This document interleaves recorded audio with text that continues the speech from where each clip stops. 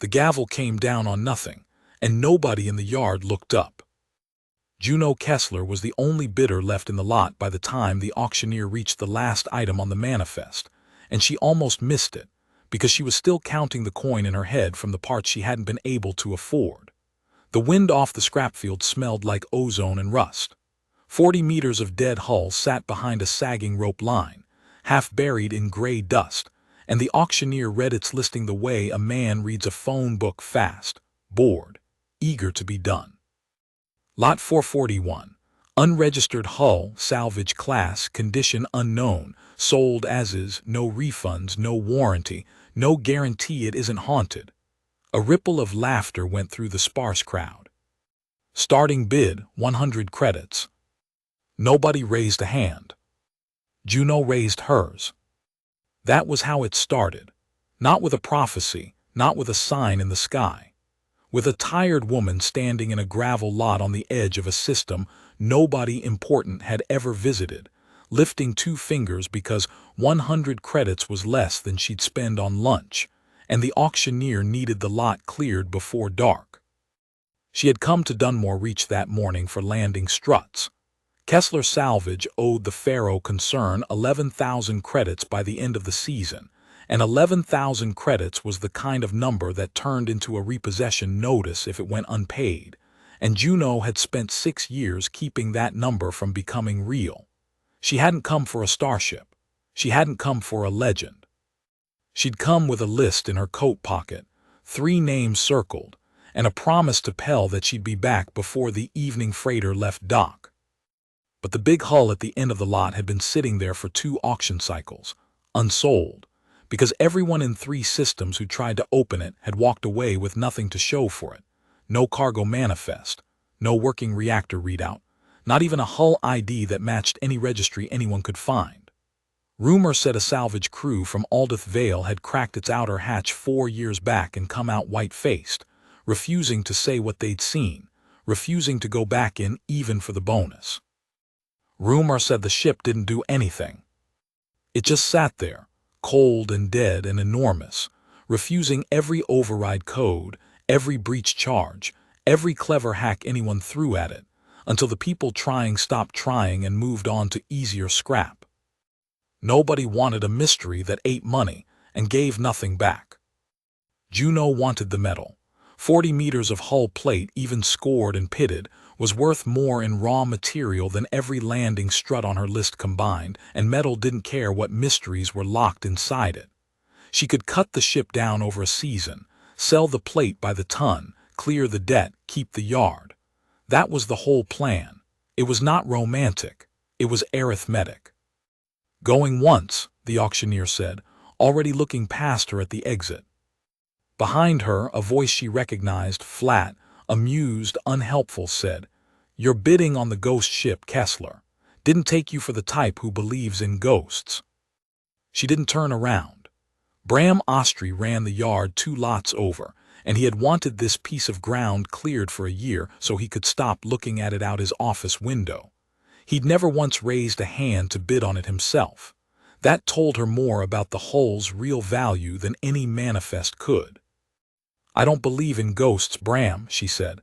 "I believe in tonnage." "Twice," the auctioneer said. Nobody else moved. The crowd had already turned toward the exit, toward trucks and the evening light going long and orange across the scrap field, toward lives that didn't intersect with a dead ship nobody could open. "Sold," the auctioneer said, "to lot 441 for 100 credits to the Kessler concern. As is no refunds, no guarantee it isn't haunted." And he laughed at his own line one more time before he moved on. And just like that, Juno Kessler owned a starship and the sun was going down, and she had 40 meters of unopenable hull and a debt 3 orders of magnitude bigger than what she just spent, and somewhere behind her ribs, for reasons she couldn't have named right then, her heart was beating harder than the transaction justified. She told herself it was the tonnage. She told herself that for 3 more days, while the tow crew dragged the hull back to Kessler Yard on a flatbed barge and set it down in the west field next to the parts she couldn't sell, and she walked around it with a lamp and a scanner and found exactly nothing the scanner could read. No reactor bloom, no power signature, no response to any hailing frequency, any diagnostic ping, any of the 6 separate breach protocols she'd learned from her father before he died, and from his father before him, 3 generations of Kesslers who'd made a living prying secrets out of things that didn't want to give them up. The hull was smooth where the light caught it, and when she got close enough to really look, wrong in a way she didn't have the vocabulary for. Not damaged wrong, old wrong. The metal had a grain to it, like something that had been grown instead of welded, and where other derelicts wore their history in char marks and impact scars, this one wore almost none. Whatever had put it here hadn't been violence. It had been something more like sleep. There was a hatch on the ship's ventral face, round, unmarked, sealed so tight the seam was nearly invisible, and every attempt to force it hers, and before her, whoever had tried and failed and sold the wreck downstream to strangers, had done nothing but scuff the paint of her own tools against a surface that didn't care. On the 4th night, she went out to the west field alone, past midnight, with a thermos of bad coffee and her father's old multi-tool, because she couldn't sleep and the number in her ledger wasn't getting any smaller by itself, and she needed to look at the one asset in her life that wasn't yet a liability. She put her palm flat on the hatch the way she'd put her palm on 100 other dead machines in her life, out of habit more than hope, and she said, without particularly meaning to say it out loud, the thing her grandmother used to say when she worked, low under her breath, half a lullaby and half a work chant, words Juno had heard so many times as a child that they didn't feel like words anymore. They felt like breathing. "Steady port, steady home," she murmured, running her thumb along the cold seam, "and the dark won't take what's ours." The hatch did not open, but somewhere deep inside 40 meters of ancient hull, so faint she felt it in her back teeth before she heard it, something that had been silent for longer than her grandmother's grandmother had been alive turned over once, like a sleeper shifting at the sound of a familiar voice, and did not wake. Juno stood very still in the dark, coffee going cold in her hand, and told herself it was the wind.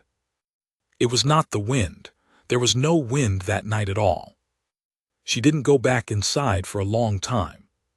She stood with her palm on the hatch and her breath fogging in the cold, and a feeling crawling up the back of her neck that she recognized from exactly one other moment in her life.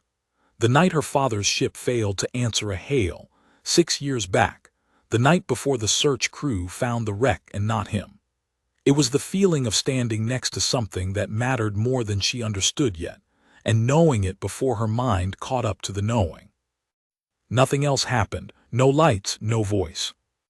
Just that one deep shudder, felt more than heard, and then silence so total it seemed to have a texture. And after 20 minutes of standing there like a fool, Juno went back inside her cramped little office trailer and did not sleep, and did not tell Pell in the morning, because there was nothing to tell that wouldn't sound like she'd finally cracked under the weight of the ledger. She went back the next night anyway, and the night after. By the 5th night, she'd stopped pretending to herself that she was checking the hull for scrap value. The yard around Kessler Salvage was a graveyard of other people's failures. Engine blocks stripped to their bones, colony haulers gutted for copper, a scatter of drone husks Pell liked to pretend he was going to fix someday. Juno had grown up in that graveyard the way other children grew up in gardens, learning the names of things by taking them apart, and there was a comfort in it, a kind of honesty. Dead machines didn't lie to you. They told you exactly what had killed them if you knew how to read the wounds. This hull told her nothing. It didn't feel dead the way the rest of the yard was dead. It felt like it was waiting, and that unsettled her more than any haunted-ship joke Bram Ostry could make, because Kesslers had spent 3 generations learning that waiting things were the ones that mattered. On the 6th day, the Faro concern sent a man to the yard to remind her about the 11,000 credits, and that was the day everything with the ship stopped being a curiosity and started being a countdown. His name was Roan Ashgrove, and he wore a concerned jacket that had never seen a work shift a day in its clean, pressed life. And he stood at the edge of her yard with a data slate under his arm like a man delivering a verdict he'd already enjoyed writing. 90 days, he said, not bothering with a greeting. That's the extension Director Ossen authorized. 90 days, Ms. Kessler, and then the concern exercises the lien on this whole operation. I'd start thinking about what you can liquidate. I'm aware of the terms of my own loan, Juno said. His eyes went past her to the west field, to the great gray curve of Hull rising over the fence line like a low gray moon that had fallen and forgotten how to get back up. That new. Bought it at auction, scrap. Big piece of scrap. He studied it a moment longer than scrap deserved, and something in his face, a flicker, gone before she could be sure she'd seen it, made her wish she'd covered the hull with a tarp before he arrived. Anything in the manifest on it. No manifest, no ID, no power signature. It's a hunk of dead metal, Ashgrove, same as everything else on this lot. He said, in the tone of a man filing something away for later, and left without saying goodbye, and Juno stood at the fence and watched his car kick dust down the access road, and felt the countdown in her chest tighten by one more click. 90 days. 90 days to either pay off 11,000 credits or lose the only thing her father had left her that wasn't debt. She went back to the hull that night with a plasma cutter instead of a lamp, because sentiment didn't pay concern liens, and dead metal, whatever its grain, was still metal, and metal sold by the ton whether or not it had once been something more. She got as far as pressing the cutter's ignition stud against the hull's flank, close to the sealed hatch, close to the place where 3 nights running she'd felt that single deep shudder answer her voice, and her hand would not close on the trigger. She stood there a long time, cutter humming, unused, and finally set it down in the dust and put her palm flat against the hull instead, the way she had every night that week, and said it again, quieter this time, almost embarrassed to hear herself. Steady port, steady home. And the dark won't take what's ours. This time the shudder that answered her ran the length of the whole hull, a long slow ripple like a held breath finally released, and a thin seam of light, pale, cold, blue as ice under a winter sun, traced itself along the ventral hatch from top to bottom, and stayed lit. Juno stepped back so fast she nearly fell over the plasma cutter. The light did not fade. It pulsed once, twice, slow as a heartbeat learning to remember its own rhythm, and somewhere behind 40 meters of hull plate, a sound began that she felt in the ground under her boots before she heard it in the air, a deep, grinding hum, ancient machinery clearing its throat after a silence longer than she had any framework to measure. She should have run. Every instinct her father had ever drilled into her about unknown derelicts said run, said call it in, said do not stand alone in a dark field next to 40 meters of awakening mystery with nothing but a cold thermos and a plasma cutter she was too afraid to pick back up. She didn't run. She stood in the dust with her heart slamming against her ribs and watched the hatch seem brighten from pale blue to something closer to white, and somewhere in the part of her mind that still did arithmetic even now, she thought, whatever this is, it is worth more than the Pharaoh concerns 11,000 credits, and it just answered me. The hatch did not open that night. The light held for nearly a minute. The hum rose and settled into something almost like the idle of a great engine holding itself in check. And then, all at once, both died, and the field went dark and silent again, and Juno was left standing alone with her pulse hammering and the unmistakable bone-deep certainty that the ship had heard her, weighed her, and gone back to sleep to think about it. She didn't sleep that night either. She sat on an overturned crate 20 feet from the hatch until the sun came up, watching the seam for a light that didn't come back, and when Pell found her there at dawn, dust in her hair and the cutter still lying forgotten in the dirt, he asked her if she was all right, and she said, I think it's not scrap, and he looked at her like she'd finally cracked, and she didn't blame him, because for one long moment looking at that dark, quiet hull, she wondered the same thing herself. But her hands weren't shaking from exhaustion. They were shaking the way they used to shake as a girl when her grandmother let her hold the multi-tool for the first time and told her that some machines could be talked to if you were patient and honest and willing to listen for an answer that might take its time coming. Juno had waited 6 days. She had a feeling, standing in that gray dawn light with the ship gone quiet again behind her, that the waiting was only getting started. By the time the sun was fully up, Juno had made a decision she didn't entirely trust. She was not calling the concern, and she was not calling the Assembly Registry Office, and she was not telling anyone in Dunmore Reach that the ghost ship in her west field had lit up in the dark and hummed like something dreaming. She was going to go back in the ordinary light of morning, with Pell standing well back at the fence line and a calm channel open to him, and she was going to knock. That was the only word for it that made sense to her, not breach, not hack, knock.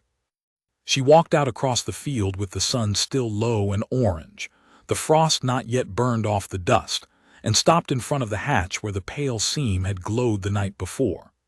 In daylight, the hull looked exactly as dead as it had every day since the tow crew set it down, gray, still, giving back nothing.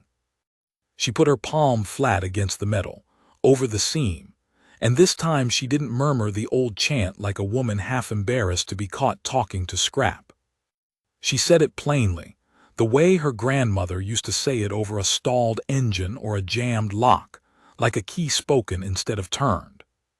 Steady port, steady home, and the dark won't take what's ours. For 3 full seconds, nothing.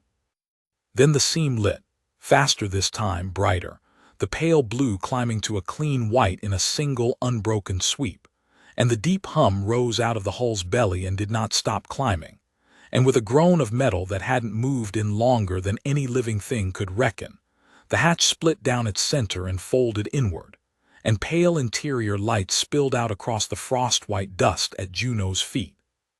She heard Pell's voice crackle over the comm, high and tight. Juno. Juno, tell me that's you doing that and not. It's fine, she said, though her own voice came out thinner than she meant it to. It opened for me, stay at the fence. It opened for you, he repeated, like the words didn't fit together no matter how he arranged them. She stepped through the hatch, and the interior air, when it touched her face, was cold and dry and utterly still, carrying no smell of rot or rust or the 100 years of nothing she'd expected. It smelled faintly of something like ozone and cut stone, clean in a way that made the hair on her arms rise. The corridor beyond the hatch was tall enough that she didn't have to duck, wide enough for 2 people to walk abreast, and the walls were lined with the same grown-looking metal as the hull, pale gray shot through, with threads of something that caught the light like veins of quartz. Every 10 meters or so, a panel in the wall held symbols she didn't recognize, not letters exactly, more like a script made of angles and long curved strokes, worn smooth in places by hands that had touched them once, a very long time ago. As she walked, the panels lit behind her, one after another in a slow, unhurried wave, like a house waking room by room for a guest it had been expecting. She found the bridge at the end of the second corridor, up a short ramp, and it took her breath in a way she hadn't braced for. It wasn't large, a command well with 3 worn stations arranged around a central column, and above them, curving up and over like the inside of a shell, a viewport gone dark with age but intact, not a crack in it anywhere. Dust lay thick on every surface except the central column, which was clean, as if something had recently passed a hand across it, though nothing had touched it in longer than Juno had been alive. She approached the column slowly, the way she'd have approached a sleeping animal she didn't want to startle, and set her palm against its cool surface, and the whole bridge came alive around her at once, light flooding the walls, the dead viewport clearing to show the gray dawn sky over the scrapfield outside, the 3 stations humming to life with soft interior glows in a blue so pale it was nearly white. A voice came from everywhere and nowhere, low, even. Without inflection, she could immediately read as friendly or hostile. The voice of something choosing its first words with great care after a silence it hadn't measured in years, because years were too small a unit for it. "Query," the voice said. "State designation." Juno's mouth had gone dry. "Juno Kessler," she managed. "Kessler Salvage. I bought this hull at auction 6 days ago." A pause, longer than felt natural, as if the ship were turning the words over and finding them wanting. "Ownership registered," the voice said. "Authority not registered, state the phrase." She understood, with a jolt that went all the way down to her heels, exactly what it was asking for, because she'd already given it twice without knowing what she was giving. "Steady port, steady home," she said, "and the dark won't take what's ours." Another pause. When the voice returned, something in it had changed, not warmer, not yet, but slower, more deliberate, the tone of a thing recalculating an equation it had assumed long since closed. Phrase recognized as a partial cadence match to Warden operational can't, Kessler line origin, confidence insufficient for command authority. Full authentication required. Access remains restricted to auxiliary systems. A pause. "You may proceed. You may not command." "Warden," Juno repeated. "What's a warden?" The ship did not answer that. Light continued to bloom through the corridors behind her, one section at a time, methodical, patient, but the central column's glow dimmed by half, and the voice, when it spoke again, carried something that might have been the machine equivalent of caution. "Insufficient authentication," it said again. "Proceed at your own discretion. I will not harm you. I cannot yet trust you." That, more than anything the ship had done so far, was the sentence that stayed with Juno as she walked the rest of the ship that morning, room by silent room, the ship lighting a path ahead of her and dimming it again behind, like a house that would show a guest around but would not yet hand over the keys. She found an archive 2 decks down, shelves of data crystals in a script she couldn't read, a reading table with a surface that lit at her touch and displayed, uselessly, columns of the same angular symbols from the corridor panels. No translation offered. She found a cargo hold, vast and empty, big enough to have carried something the size of a small moon shuttle, its floor scored with the marks of restraint clamps whose cargo had been removed so long ago the scoring had gone soft at the edges. She found what she was fairly sure was a medical bay, sterile and untouched, and a barracks deck with berths for perhaps 60 crew, every berth folded and stowed with a neatness that felt less like abandonment and more like a crew who had expected to come back. She did not find weapons, though twice she passed corridor junctions where the wall paneling thickened and the ship's ambient light took on a colder cast, and something in her gut told her not to ask what those rooms were, not yet, not until the ship trusted her enough to answer honestly. By the time she climbed back out through the ventral hatch into full daylight, 4 hours had passed, though it had felt like less than one, and Pell was standing at the hatch's threshold, pale, his hand hovering near the comm unit like he'd been 3 seconds from calling for help the whole time. "You were gone 4 hours," he said. "You didn't answer." "I lost track," she admitted, and found she had no better explanation than that, because time inside the ship had moved differently, the way it does in a library or a church or any place built to make a person feel smaller than their own hurry. "What is it?" She looked back at the hatch, still open, still breathing that faint, cold, clean air out into the ordinary dust of the yard. "I don't know yet," she said, "but it knows my name. It knew it before I told it." That was not quite true. It had asked her to state her designation, but it had known the phrase, had recognized it as belonging to a line, to a Kessler line, and Juno had grown up believing her family's oldest habits were nothing but habits, the kind of thing grandmothers hummed because grandmothers hummed things, without history, without weight. 6 days into owning a 100-credit hunk of scrap, she was no longer sure that was true, and the not knowing sat in her chest like a stone she couldn't put down. She did not have long to sit with it. By early afternoon, a concerned transport was parked outside her fence line, and Roan Ashgrove was standing beside it with Director Priam Ossen himself, a man Juno had met exactly once before. At the signing of a loan, she'd been too desperate to read closely enough. Ossen was neither tall nor imposing, but he had the particular stillness of a man who had never once in his professional life needed to raise his voice to get what he wanted, and he studied the open hatch across the field with an expression of frank, undisguised acquisitiveness that made Juno's skin crawl. "Ms. Kessler," he said, "I understand your salvage acquired some rather unusual activity this morning. Orbital monitoring flagged an energy signature over your property that hasn't been logged in this system in living memory." "It's my property," Juno said. "Bought and paid for. You have my note. You don't have a claim on anything else out here." "Not yet," Ossen agreed pleasantly, which was somehow worse than if he'd been hostile about it. "Your note comes due in 89 days, and the collateral clause on that note is broad, Ms. Kessler, broad enough to cover, I'm told, any asset acquired by the borrower during the term of the loan, including, as it happens, salvage. I had my legal team review the language this morning. I found it very reassuring. That ship isn't collateral. It's not even in the loan documents. It didn't exist when I signed." "It exists now," he said, and looked at her with the calm patience of a man who had already won and was only waiting for her to notice. "I'd advise you not to let anyone else aboard it, Ms. Kessler.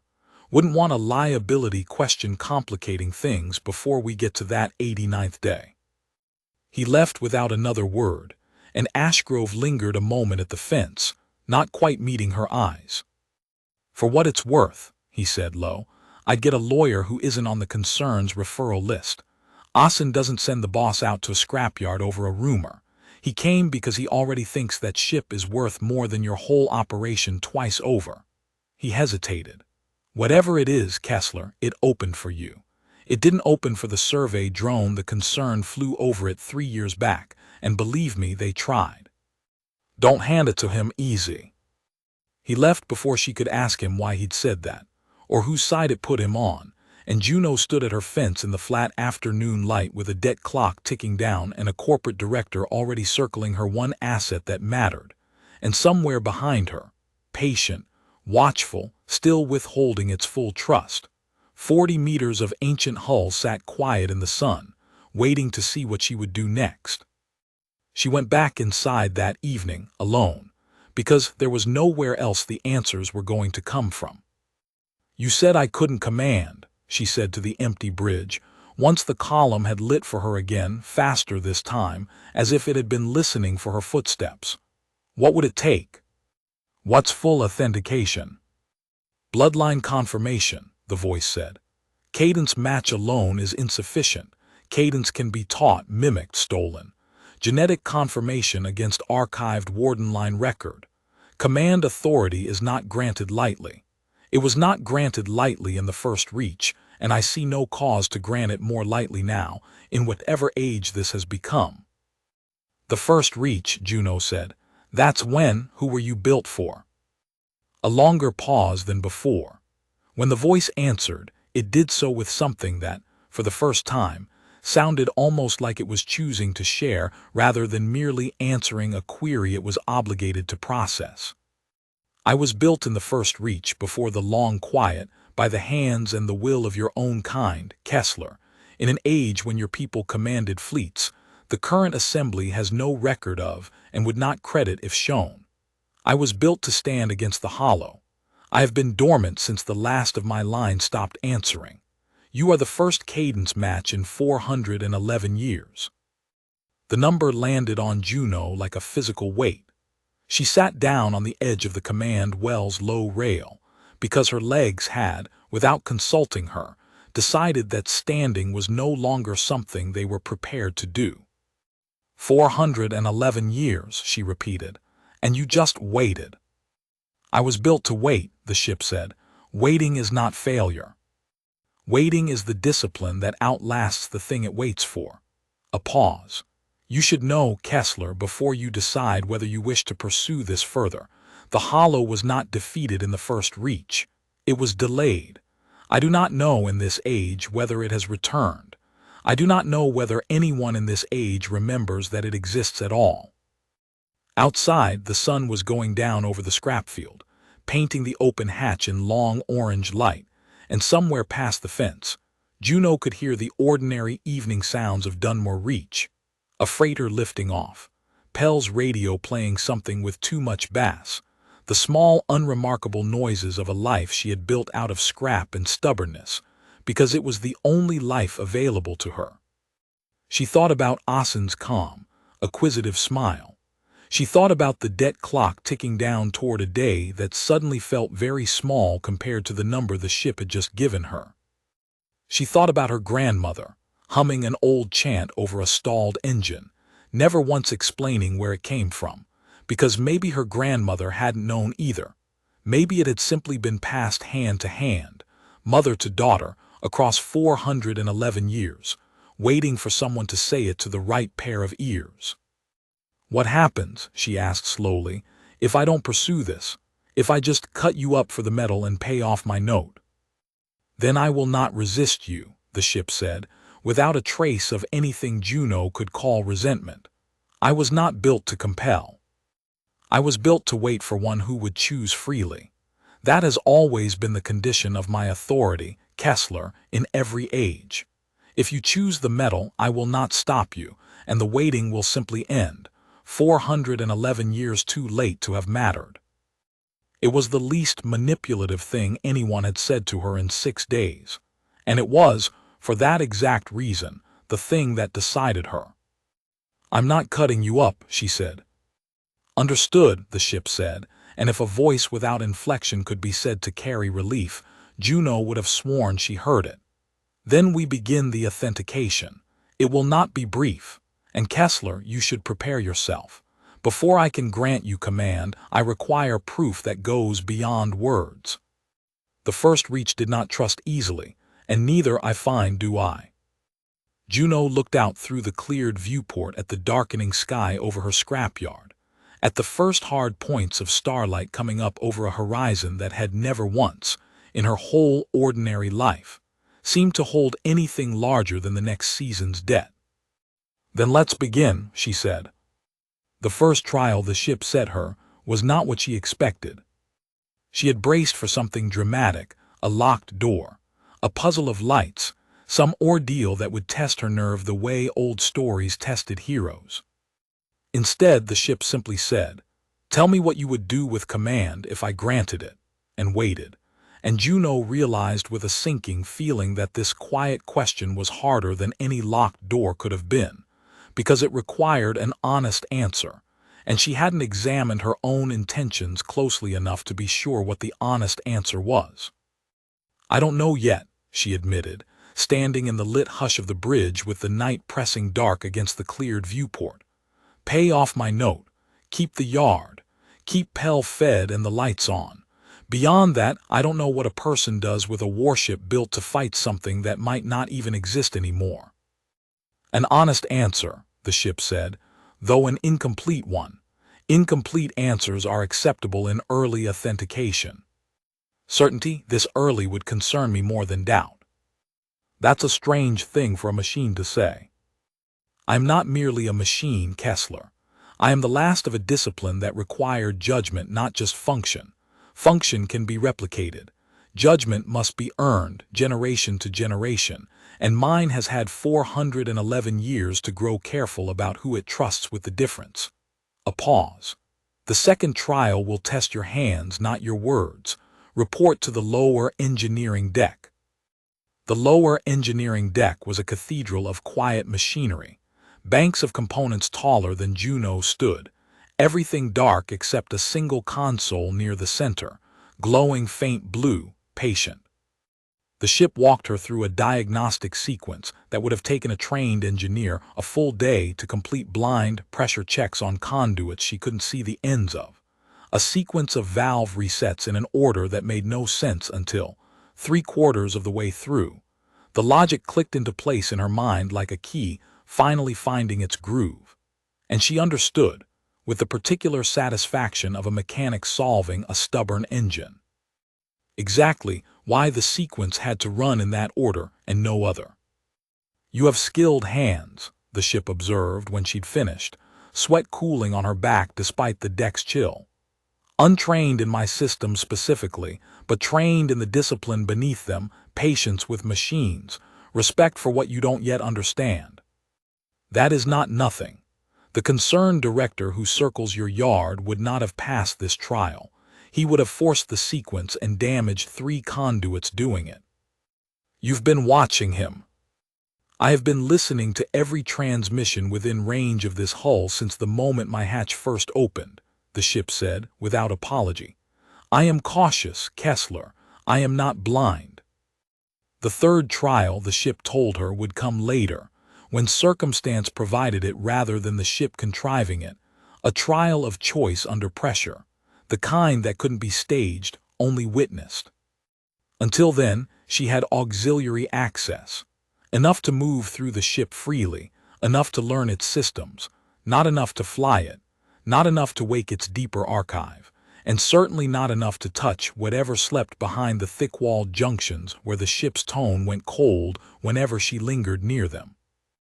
It was, she thought, walking back to the surface hatch under a sky gone fully dark, both more and less than she'd hoped for. More, because 6 days ago she'd owned 100 credits of dead scrap, and now she owned, or was owned by, she genuinely wasn't sure which, a piece of history that predated the assembly itself.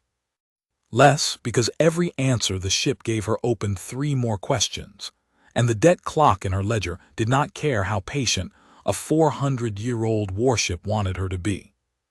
She got 2 hours of sleep before the second visitor of the week arrived at her fence. This one did not come alone, and did not come in a concerned transport.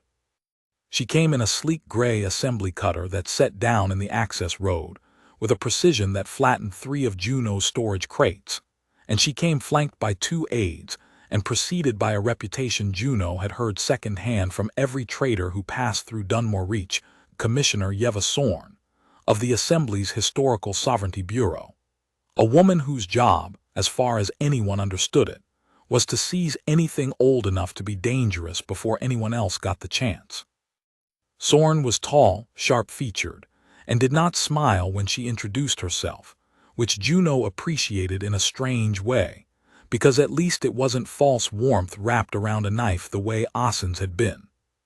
"Ms. Kessler," Sorn said, "your salvage yard registered an energy discharge 11 hours ago that exceeded the entire power output of this settlement by a factor of 40. I have 3 separate species on my oversight board asking me whether Dunmore Reach has acquired an unregistered weapon, and I would very much like to give them an answer that doesn't start a diplomatic incident." "It's a ship," Juno said. "I bought it at auction. It's old. I've seen the hull profile from orbit."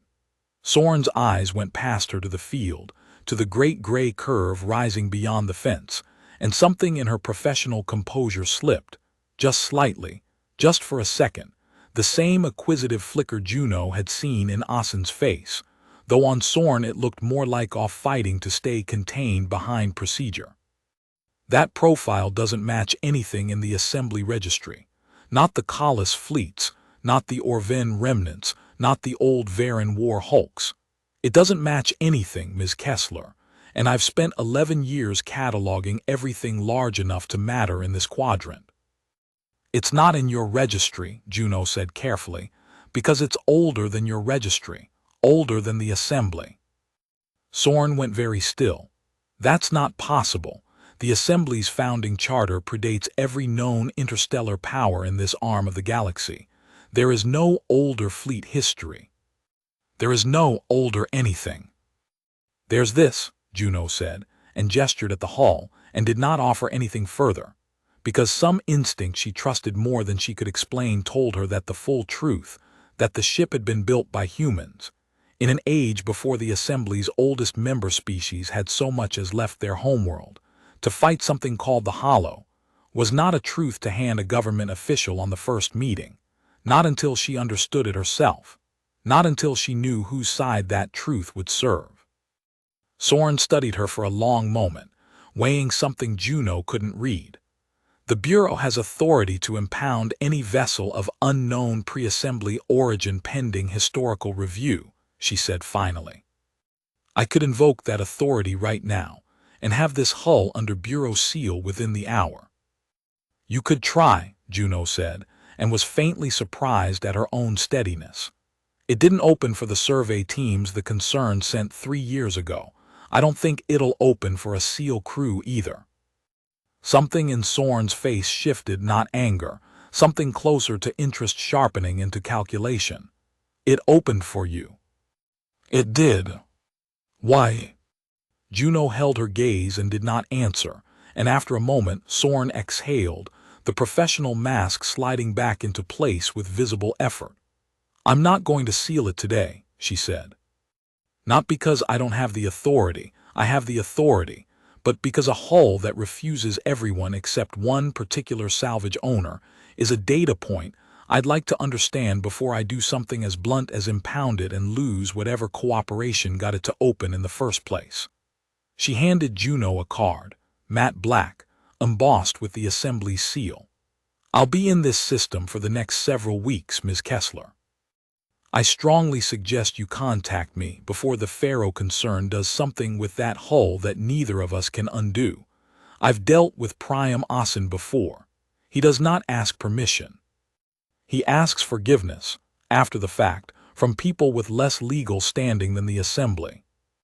She left the way she'd arrived, precise and unhurried, and Juno stood at the fence turning the black card over in her fingers, and thinking that in the space of 1 week she had gone from a woman worried about landing struts to a woman being courted, however coldly, by both a corporate director and a government commissioner, over an asset she still did not fully understand and could not yet fly. She told the ship about Soren's visit that evening, standing on the bridge with the lights of Dunmore Reach glimmering small and ordinary beyond the viewport. The Assembly, the ship said when she'd finished. Tell me what it is. I have listened to 11 hours of transmissions and gathered fragments, but fragments are not a history. So she told it, what little she knew, cobbled from school lessons and trader gossip, and the handful of documentaries Pell liked to watch on slow nights. The Assembly, founded some 600 years back by 3 species who'd stumbled into contact with each other, and decided, against considerable odds, to build something instead of fighting over the wreckage of first contact. Humanity had joined late, a century after founding, arriving into a galaxy that already had its committees and its customs and its long institutional memory, and had spent that century since being treated, by most of the older member species, as the useful newcomers good with their hands, quick to adapt, but without the deep history the founding species liked to remind everyone they possessed. Human ships crewed the Assembly's frontier salvage and survey operations. Human colonies sat in the systems nobody more established wanted. It wasn't hostility, exactly. It was the particular condescension of being perpetually the newest thing in the room. The ship listened without interrupting, and when Juno finished, it was silent long enough that she wondered if it had simply stopped responding. 411 years, it said at last, and your people have forgotten that they built fleets the size of small moons. They have forgotten the hollow. They have forgotten the first reach entirely, and arrived in this assembly of yours as strangers to a history that is, in fact, their own. Something in the ship's even tone had gone, for the first time, unmistakably heavy. That is a grief I was not built to carry, Kessler, and yet I find I am carrying it. How does a whole people forget something that big? The long quiet was not a gentle silence, the ship said. It was a collapse, the Hollow's final assault in the first reach, and the price paid to delay it was the near-total unmaking of everything your kind had built to that point. Fleets, records, cities that stood in the space where I am told your homeworld's oldest deserts now lie. What survived as scattered remnants with no context for what they'd lost, and grief, given enough centuries and no one left to explain it, does not stay grief. It becomes simply the way things are. Your people did not choose to forget Kessler. They were not left enough of themselves to remember with. Juno sat with that for a long moment, looking out at the ordinary lights of an ordinary settlement full of people who thought of themselves, if they thought of it at all, as the newcomers to a galaxy that had never particularly wanted them. And something in her chest that had been tight with debt and worry for 6 years reorganized itself, quietly, around a different and much larger kind of weight. "And the hollow," she said, "is it back?" "I do not know," the ship said. "I have been dormant, but 411 years is not so long a silence that I would assume, without evidence, that a thing built to unmake stars simply stopped existing because no one was watching for it. I would recommend, Kessler, that we find out, before we assume the debt to your pharaoh concern is the largest debt currently owed." 3 nights later, the debt clock she'd been counting all along stopped being the only clock in the room. She was in the yard office, going over figures with Pell by lamplight.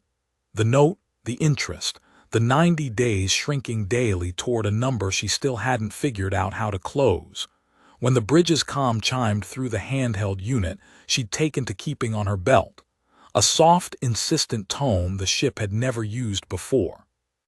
"Kessler," the voice said, and for the first time since the hatch had opened it carried something unmistakable, urgency. "You should come aboard. A deep-range sensor array I reactivated 3 hours ago has returned a result I need you to see." She left Pell mid-sentence and ran across the dark field, boots slipping on frost, heart already climbing toward the place it had gone the night her father's ship stopped answering hails, because she was learning fast that the ship did not use words like urgency lightly. On the bridge, the great cleared viewport no longer showed the ordinary night sky over Dunmore Reach. It showed a star chart, projected in cold blue light across the dome overhead, hundreds of points of light, and at the chart's edge, toward the galaxy's rim, one system pulsing in a red so dark it was nearly black, a color Juno had never seen a star chart use before. "That system," the ship said, "designated Corville Reach in your current assembly registry, held 3 inhabited worlds and a shipping population in excess of 2 million as of the last transmission your networks recorded, 11 days ago. As of 40 minutes ago, it holds nothing. Every signal from that system has stopped. Not gone dark the way a jammed or destroyed relay goes dark. Stopped, the way a candle stops when there is no longer any air left for it to burn." Juno stared at the pulsing red mark at the edge of the chart, 2 million lives compressed into a single silent point of light, and felt the cold of the bridge settle into her bones in a way that had nothing to do with the deck's temperature. "That's the hollow," she said. "It wasn't a question." "That is the signature I was built to recognize," the ship said. "And Kessler, Corville Reach is 11 days from this system. At the speed, such things have historically moved. 11 days, no more, before whatever unmade 2 million lives reaches Dunmore Reach and asks the same question of you." Outside the viewport, real and unprojected, the actual night sky hung over the actual scrapyard where Juno had spent her whole ordinary life, full of stars she had never once thought to worry about. And for the first time since the gavel had come down on 100 credits and a joke about ghosts, the countdown in her chest wasn't about a debt to the pharaoh concern at all. "Then we don't have 90 days, she said slowly. "We have 11. 11, the ship agreed. "And Kessler, I still cannot grant you command. Authentication is not complete. Whatever we do in the next 11 days, we will do it with you holding only auxiliary access, unless something changes that I am not yet able to predict." Juno looked at the pulsing red mark a moment longer, at the shape of 2 million silences, and thought of her grandmother's chant, worn smooth by generations of use into something that had sounded, for as long as Juno had been alive, like nothing more than a tired woman's habit. "Then let's find out what changes it," she said, and did not look away from the chart.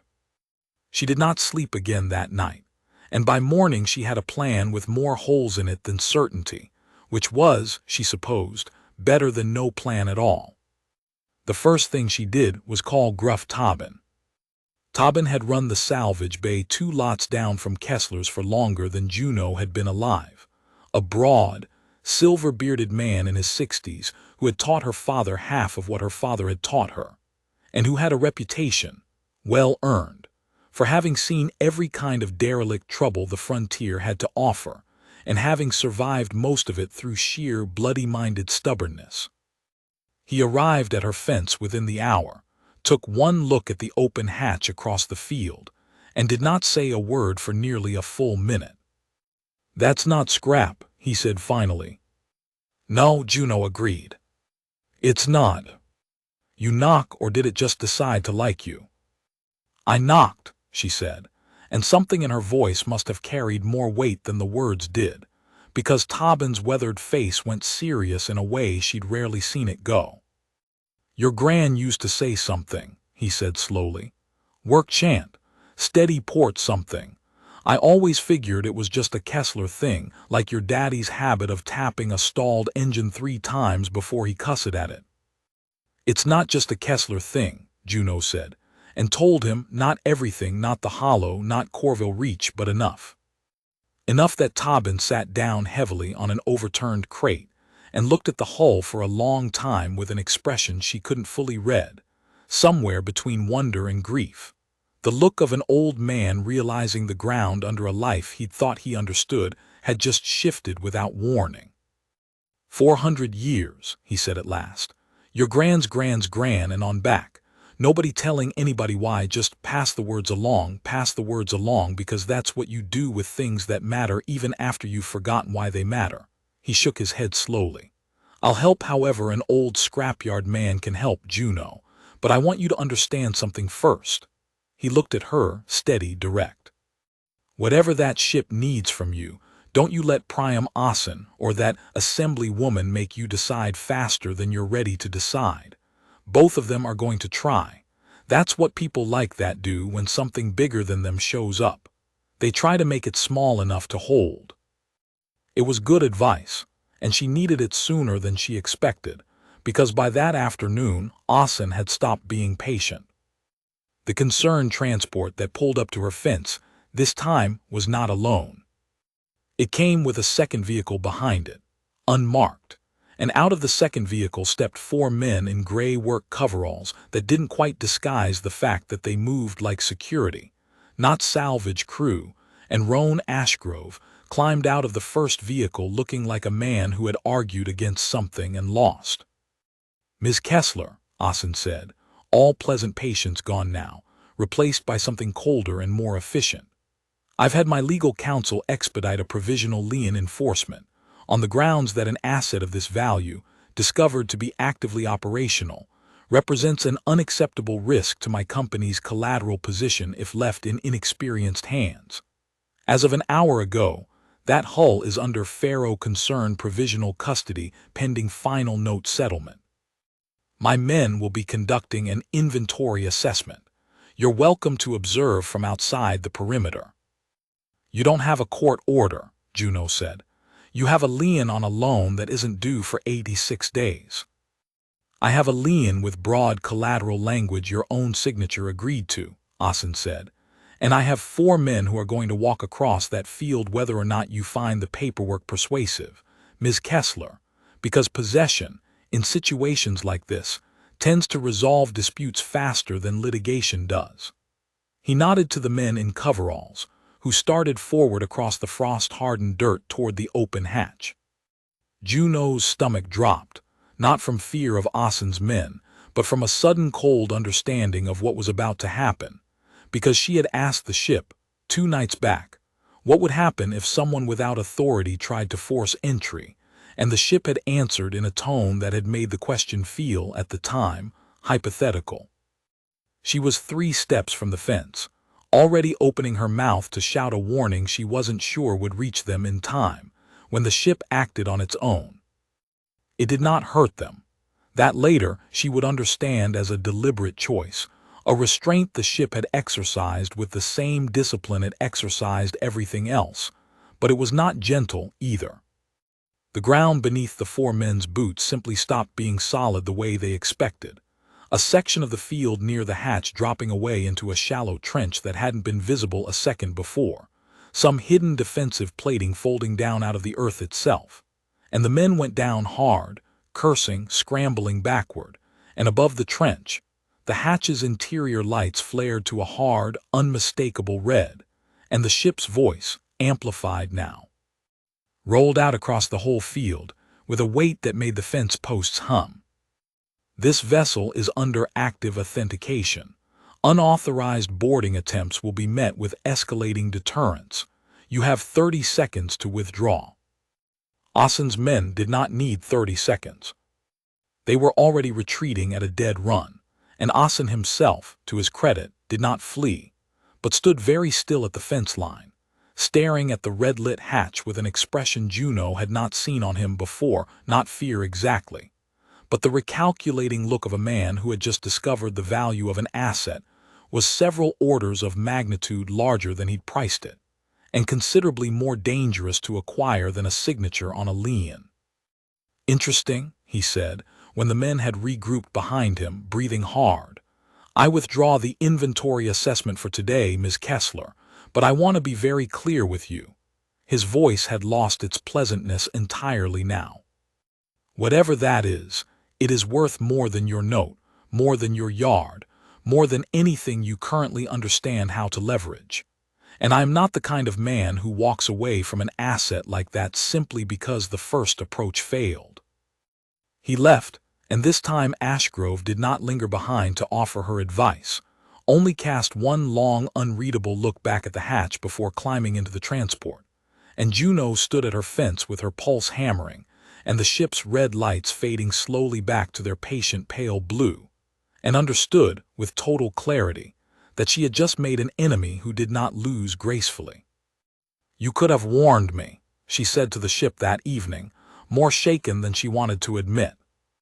"I acted to protect my own hull from unauthorized boarding per the oldest standing order in my operational memory," the ship said. "That order predates you, Kessler, predates the concern, predates the assembly. I did not act to protect you specifically. I want you to understand that clearly because I think it matters to the trust you are trying to build with me." A pause. "But I will say this.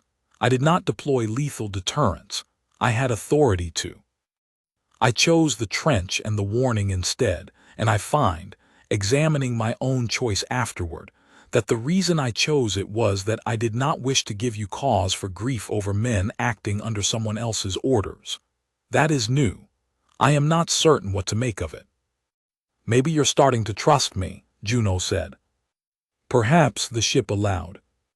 "Or perhaps I am simply remembering, after 411 years of silence, what it felt like to have someone worth the trouble of caring what they think." Another pause, and then, almost gently, "Corville Reach is now 9 days out, Kessler. I would suggest we spend less time discussing my feelings and more time preparing this hull, and you, for what is coming."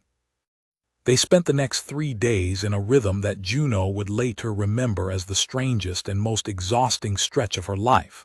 Mornings in the archive, where the ship began, slowly, to translate fragments of the angular script for her, enough that she started to understand the shape of what she'd inherited. The ship's proper designation, she learned, was Wardenhull Halcyon Vow, 9th of a line of 11 built in the last years before the Long Quiet, crewed in its active service by 62 souls whose names the archive still held, whose fates the archive did not, because the records ended, abruptly, in the middle of an engagement log that simply stopped mid-sentence, the way Corville Reach's transmissions had stopped 11 days ago. She learned that the Hollow was not, as far as the ancient records understood it, a fleet or an army or even, strictly, a single entity. It was described, in the oldest fragments the archive held, as an unmaking, a process more than a thing, spreading star to star by means the first Reach's own scholars had never fully mapped before the Long Quiet ended their study of it. It did not conquer. It did not occupy.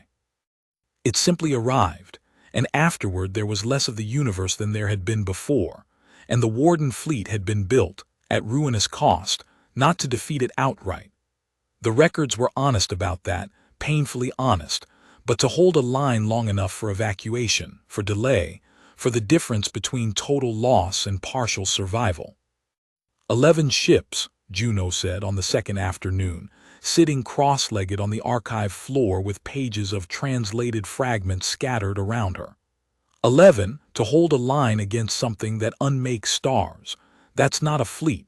That's a sacrifice with a name. It was both, the ship said.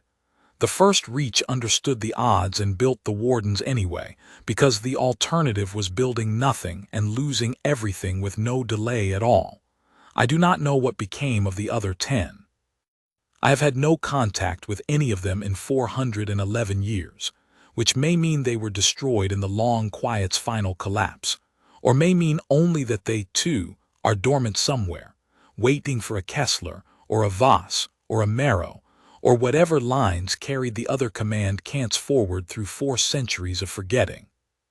There could be more of you out there. There could be, the ship agreed.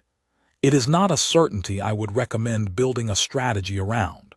9 days, Kessler, is not enough time to search a galaxy for sleeping ships that may no longer exist. It is barely enough time to finish authenticating the one you already have.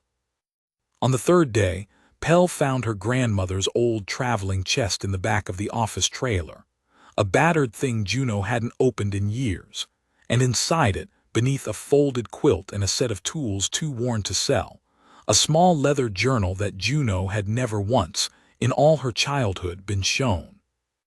She recognized her grandmother's handwriting on the first page, cramped and slanted, and beneath the familiar hand, a line that stopped her breath in her chest.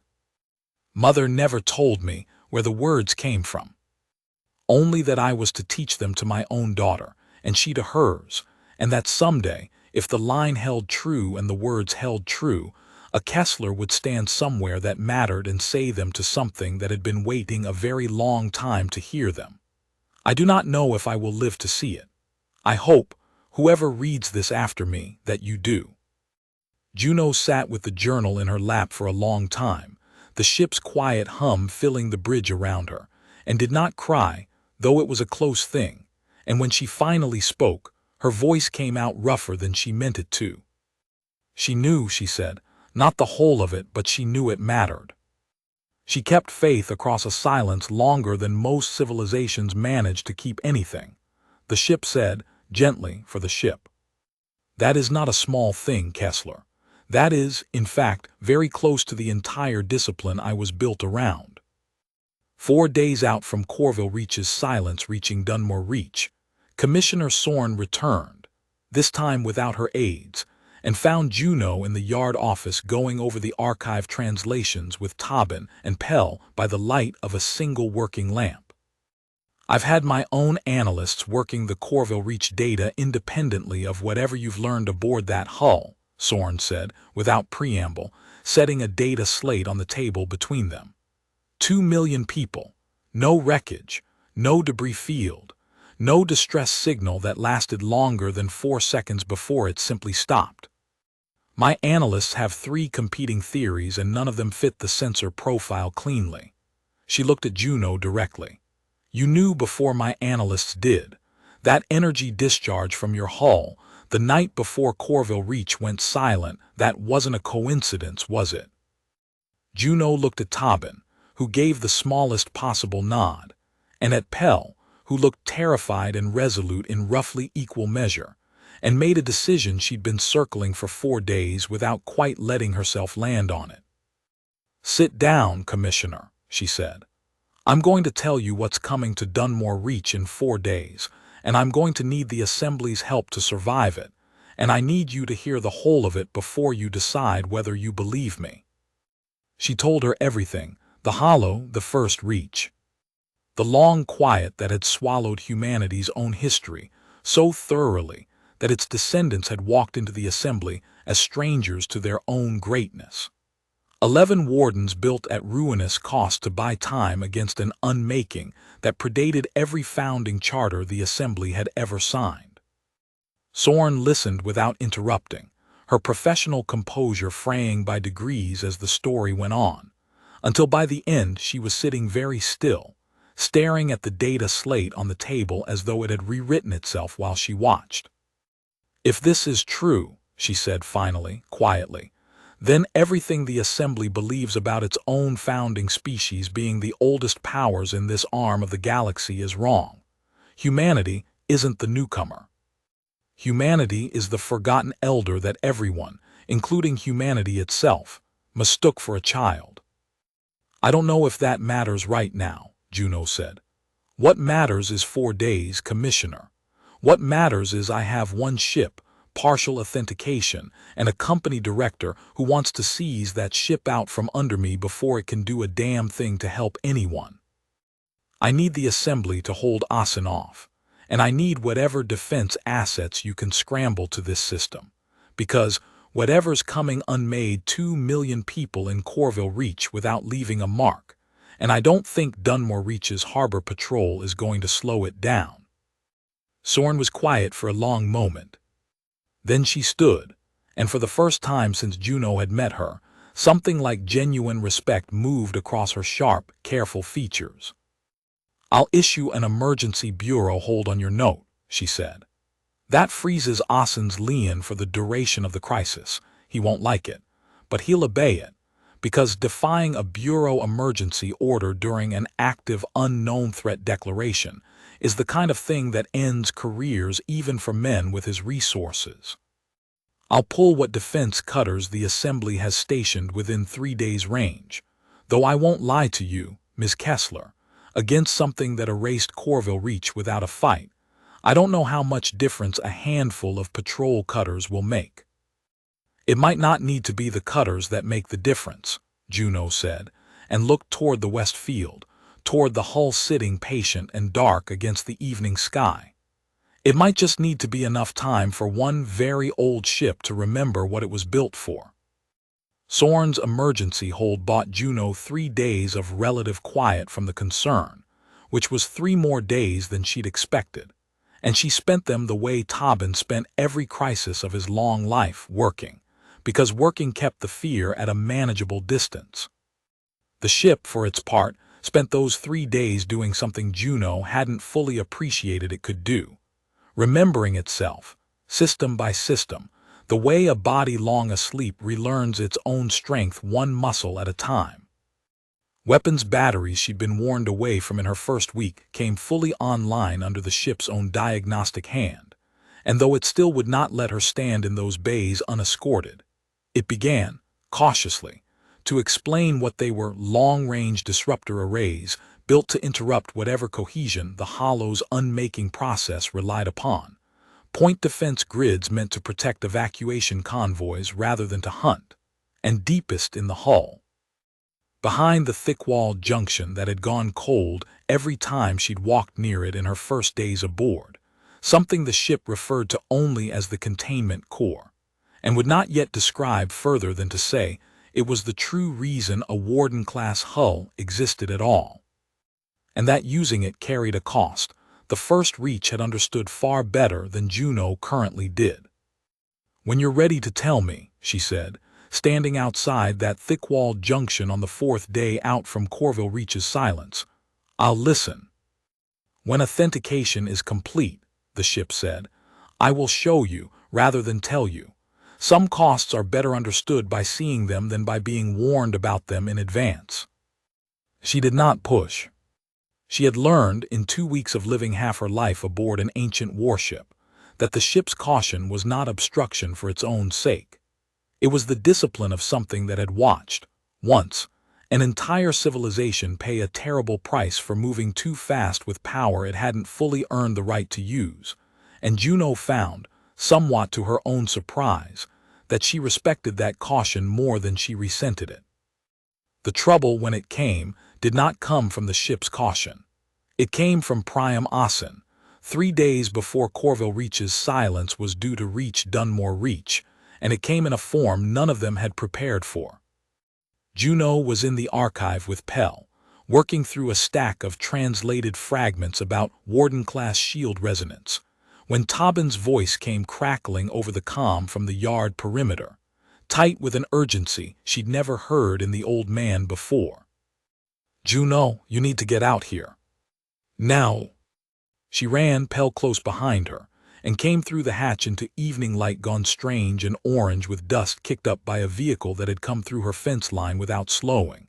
Not a concerned transport this time, but a heavy salvage hauler, the kind used to drag full derelict hulls, and it had stopped less than 50 meters from the ship's hatch, and standing beside it, alongside 4 of the same gray coveralled men from before, was Asen himself, and beside him a 5th man Juno didn't recognize, carrying a device she recognized instantly, and with a cold drop of dread, a portable resonance disruptor, the kind salvage crews used to crack stubborn hull seals by scrambling whatever integrity field held them shut. "The Bureau hold freezes my Leon enforcement," Asen called across the field, not bothering to close the distance. "But it doesn't freeze my right to protect collateral from imminent destruction. Ms. Kessler and my legal counsel assures me that an unregistered vessel about to be caught in the path of whatever destroyed Corville Reach qualifies as exactly that kind of emergency.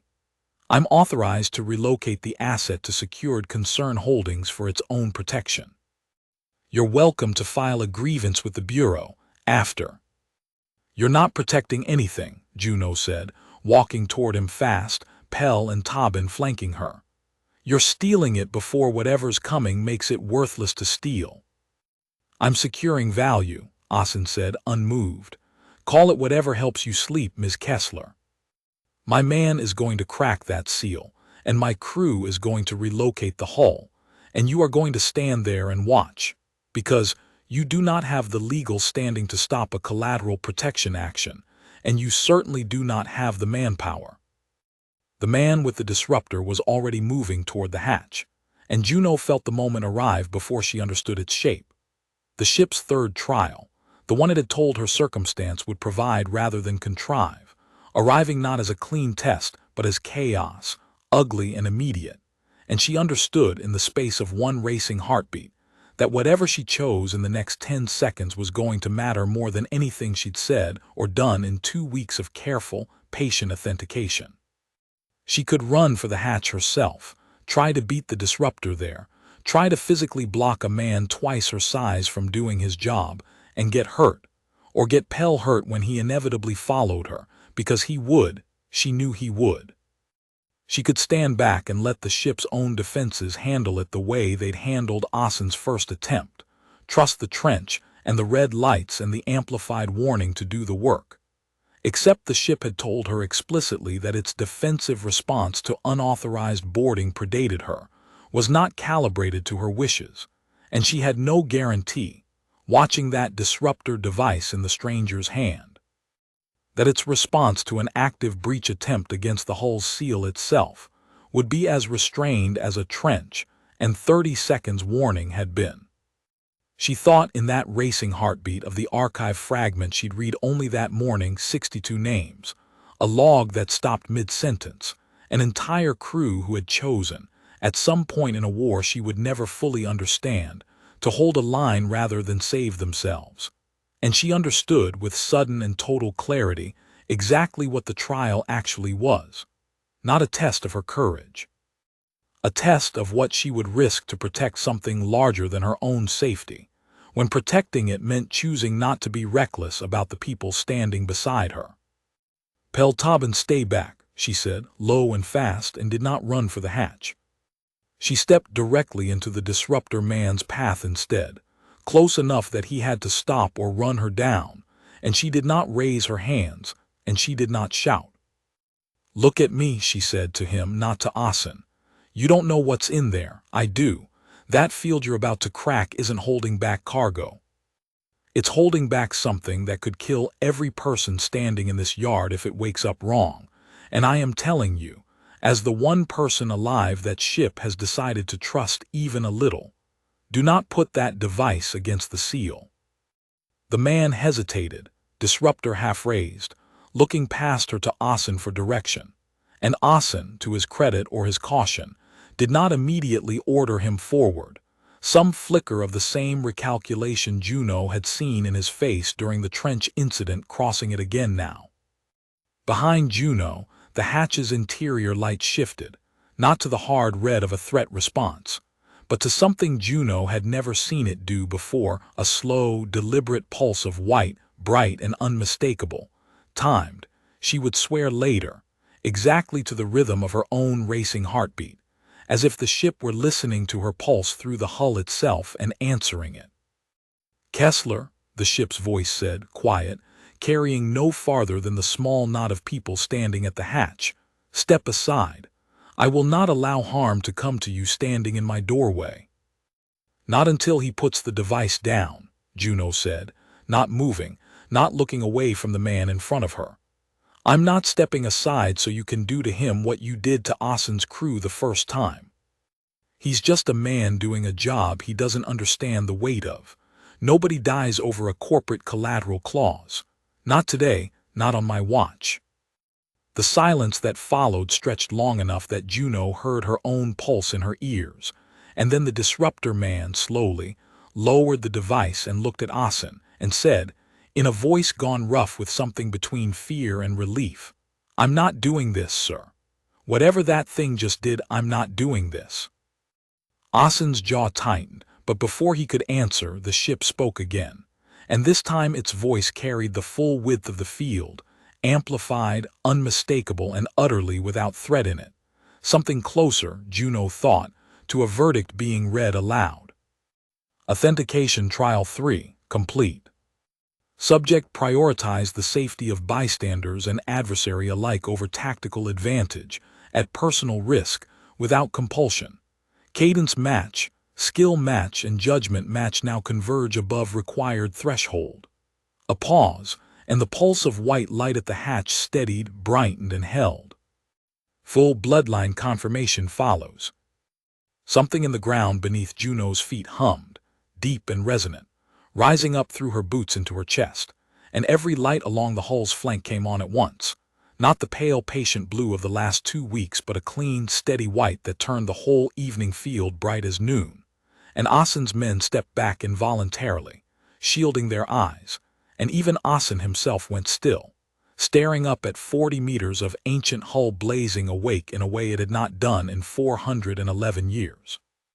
The voice that spoke next did not come only from the hatch.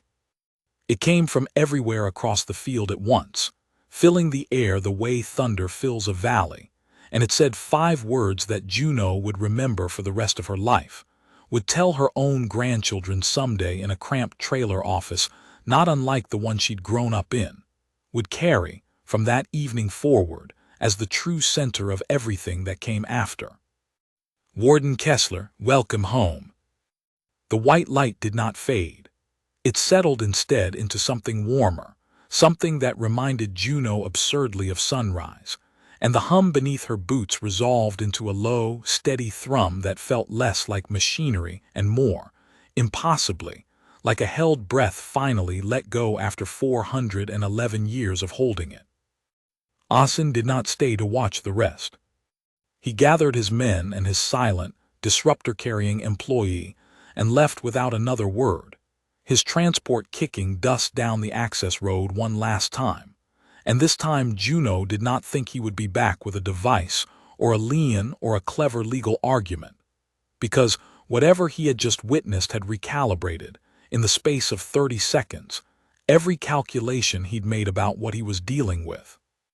Pell was staring at her, wide-eyed, and Tobin had gone very still, one weathered hand pressed flat against his own chest, and Juno stood in the blazing white light of a warship built before her homeworld's oldest deserts existed, feeling the weight of 5 words settle into her bones like something she had been carrying, without knowing it, her entire life. "Warden Kessler," she repeated softly, testing the shape of it. "The title is not decorative," the ship said, and its voice for the first time carried something unmistakably like warmth. "It is a rank and an obligation, and a debt of a very different kind than the one your concerned director has spent 2 weeks trying to collect. I do not offer it lightly, and having offered it, I do not intend to take it back. A pause. Come aboard, Warden. Full command access is now yours. There is a great deal to show you, and considerably less time than either of us would prefer to show it in. Juno looked back once at Pell and Tobin, at Pell's stunned, hopeful face, at Tobin's old eyes gone bright and wet in the white light, and then she walked through the hatch of the halcyon vow not as a salvage owner inspecting an asset, but, for the first time, as the ship's rightful captain. And behind her, the hatch closed with a soft, final sound like a held door finally set free to shut. The containment core sat at the ship's heart, 3 decks below the bridge, behind a junction wall that had gone cold every time Juno passed it in her first 2 weeks aboard, and when the ship finally let her through it, she understood immediately why it had waited until authentication was complete to show her. The chamber beyond was circular, vast for its position so deep in the hull, and at its center hung a sphere perhaps 3 meters across, held in a lattice of the same grown-looking metal as the rest of the ship, dark now, quiescent, but radiating a cold that had nothing to do with temperature and everything to do with the way Juno's instincts recoiled from it on some level below conscious thought. "This is the containment core," the ship said. "It is not a weapon in the sense your concerned director or Commissioner Sorn would recognize. It does not fire. It does not strike. It holds, Warden Kessler, and to understand what it holds, you must first understand what the hollow actually is." I thought I already understood that, an unmaking, a process that erases things. "That is the effect," the ship said, "not the cause. The first reaches deepest archives, which I hold only fragments of, describe the hollow not as a fleet or a weapon built by any hand, but as a wound in the fabric that underlies matter itself, a place where the rules that hold a star together, or a world, or a body, simply stop applying, and the wound spreads star to star, because that is what wounds do when nothing closes them. The wardens were not built to kill it. Nothing can kill a wound. We were built to close it temporarily in the immediate volume around us, by means of that core, a controlled application of the opposite principle, coherence pressed hard enough against unmaking that for a time, in a defined radius, the wound cannot spread. Juno stared at the dark, quiescent sphere, understanding dawning slow and cold. "You said it holds. For how long?" "That depends on the wound's severity, and on how much of myself I am willing to commit to the holding," the ship said. "In the first reaches records, the deployment that ended the engagement log, the one that stops mid-sentence, Warden Kessler, the one that took my sister ship and her 62 souls with it, describes a full deployment of the containment core against a hollow incursion of significant size. It held. The evacuation it protected succeeded. The ship did not survive the holding." The cold in the chamber suddenly felt very different to Juno, personal in a way it hadn't a moment before. "You're telling me that if I use this, against whatever's coming, there's a chance it kills us, kills you." "I am telling you that the cost of holding a wound closed scales with the wound," the ship said, with the same careful, unhurried honesty it had shown her from the first night on the bridge. Corville Reach was a system of 3 worlds, erased in under a day. I do not yet know the scale of what will arrive at Dunmore Reach in 3 days' time, whether it is the leading edge of that same wound or a smaller fragment testing weaker ground. I will not know until it arrives, and I will not lie to you about the range of outcomes, because a warden who lies to her captain about the cost of a deployment is not worthy of the title either of us now carries. Juno looked at the dark sphere a long moment, thinking of 2 million lives compressed into a single silent point of light on a star chart, thinking of 62 names in an archive log that stopped mid-sentence, thinking of her grandmother's cramped handwriting. "I hope, whoever reads this after me, that you do," and found, somewhat to her own surprise, that the fear she'd expected to feel had settled into something steadier, quieter, closer to resolve than terror. "Then we make sure we don't need the worst-case deployment," she said. "We evacuate everyone we can." We use whatever you've got that isn't the core first. And if it comes down to the core anyway, she stopped, made herself finish the thought out loud, because half-said fears were worse than spoken ones. If it comes down to that, I'm not going to be the warden who let 2,000 people at Dunmore Reach die because I was too scared of the cost to pay it. But I'm also not going to spend a life, yours, mine, anyone's, until every other option's exhausted. That's the deal. Is that acceptable to you?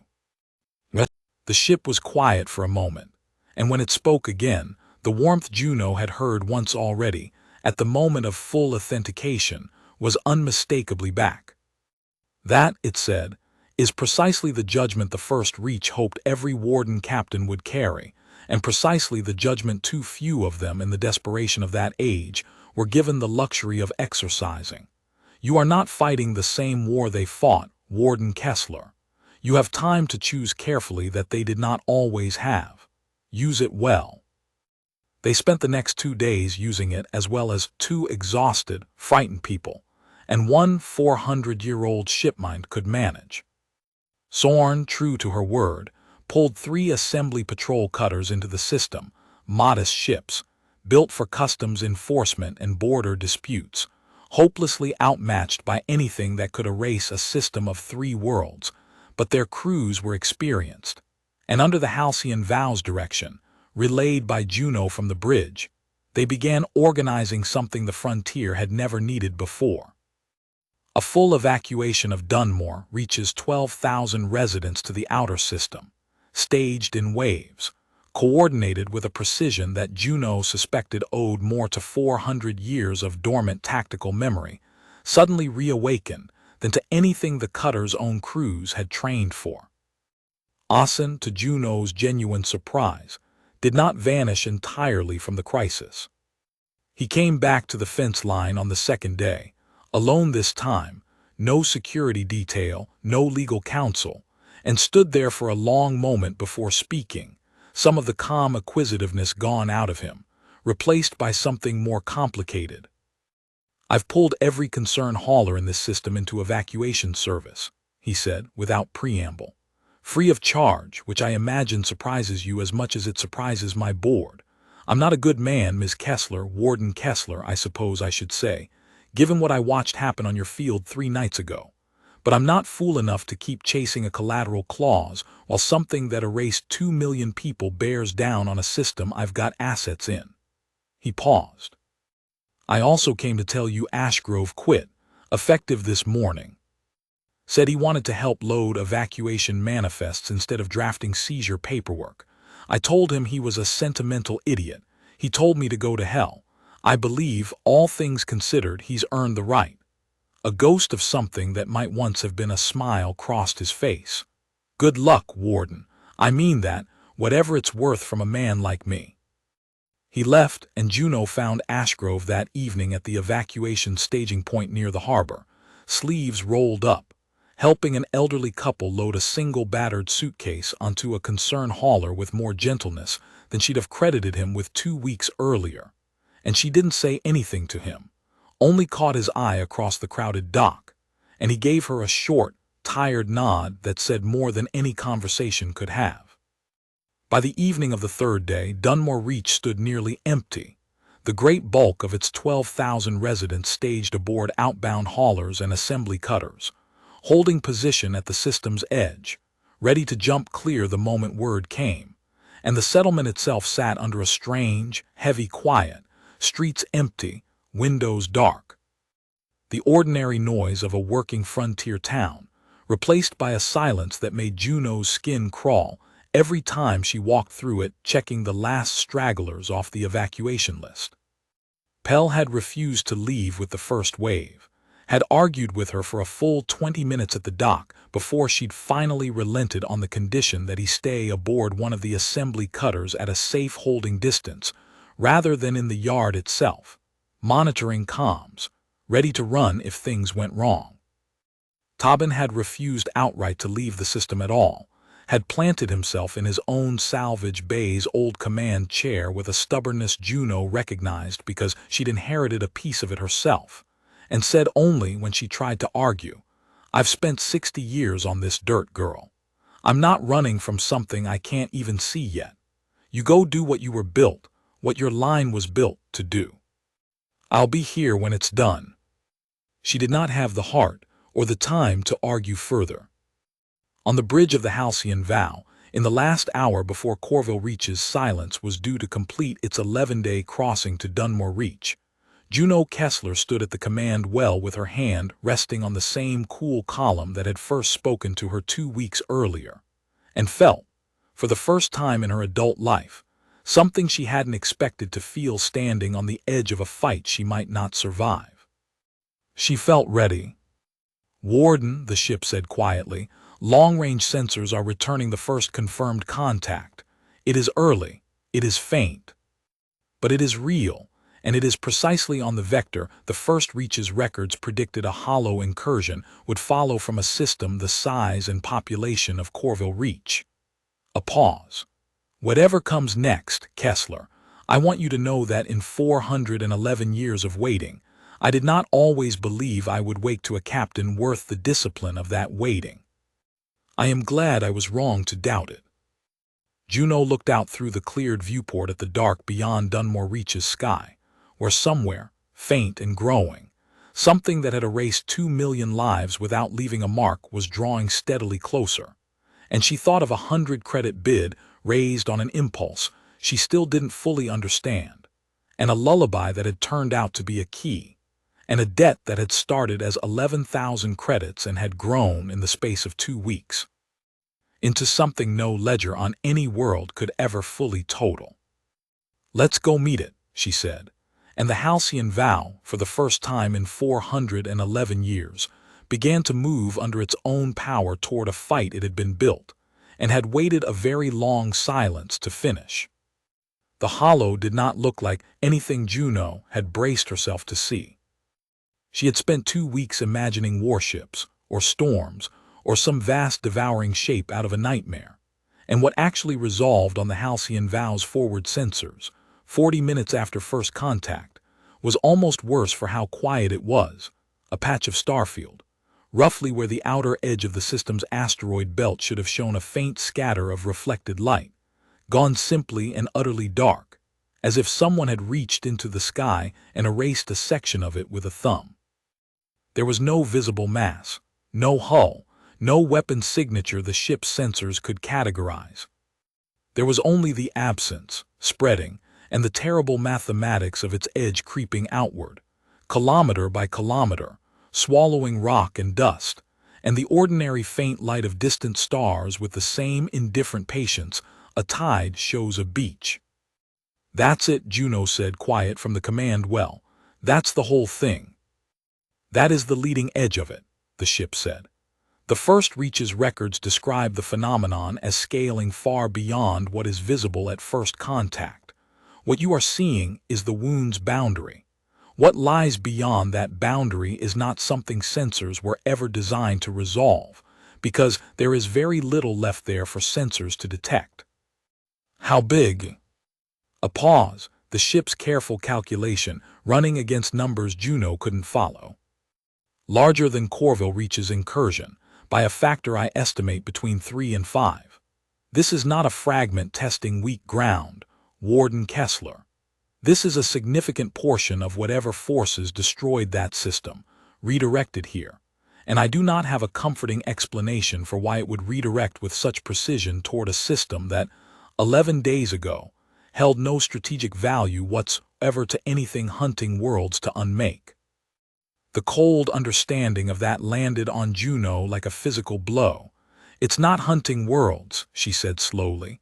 "It's hunting you. It felt you wake up."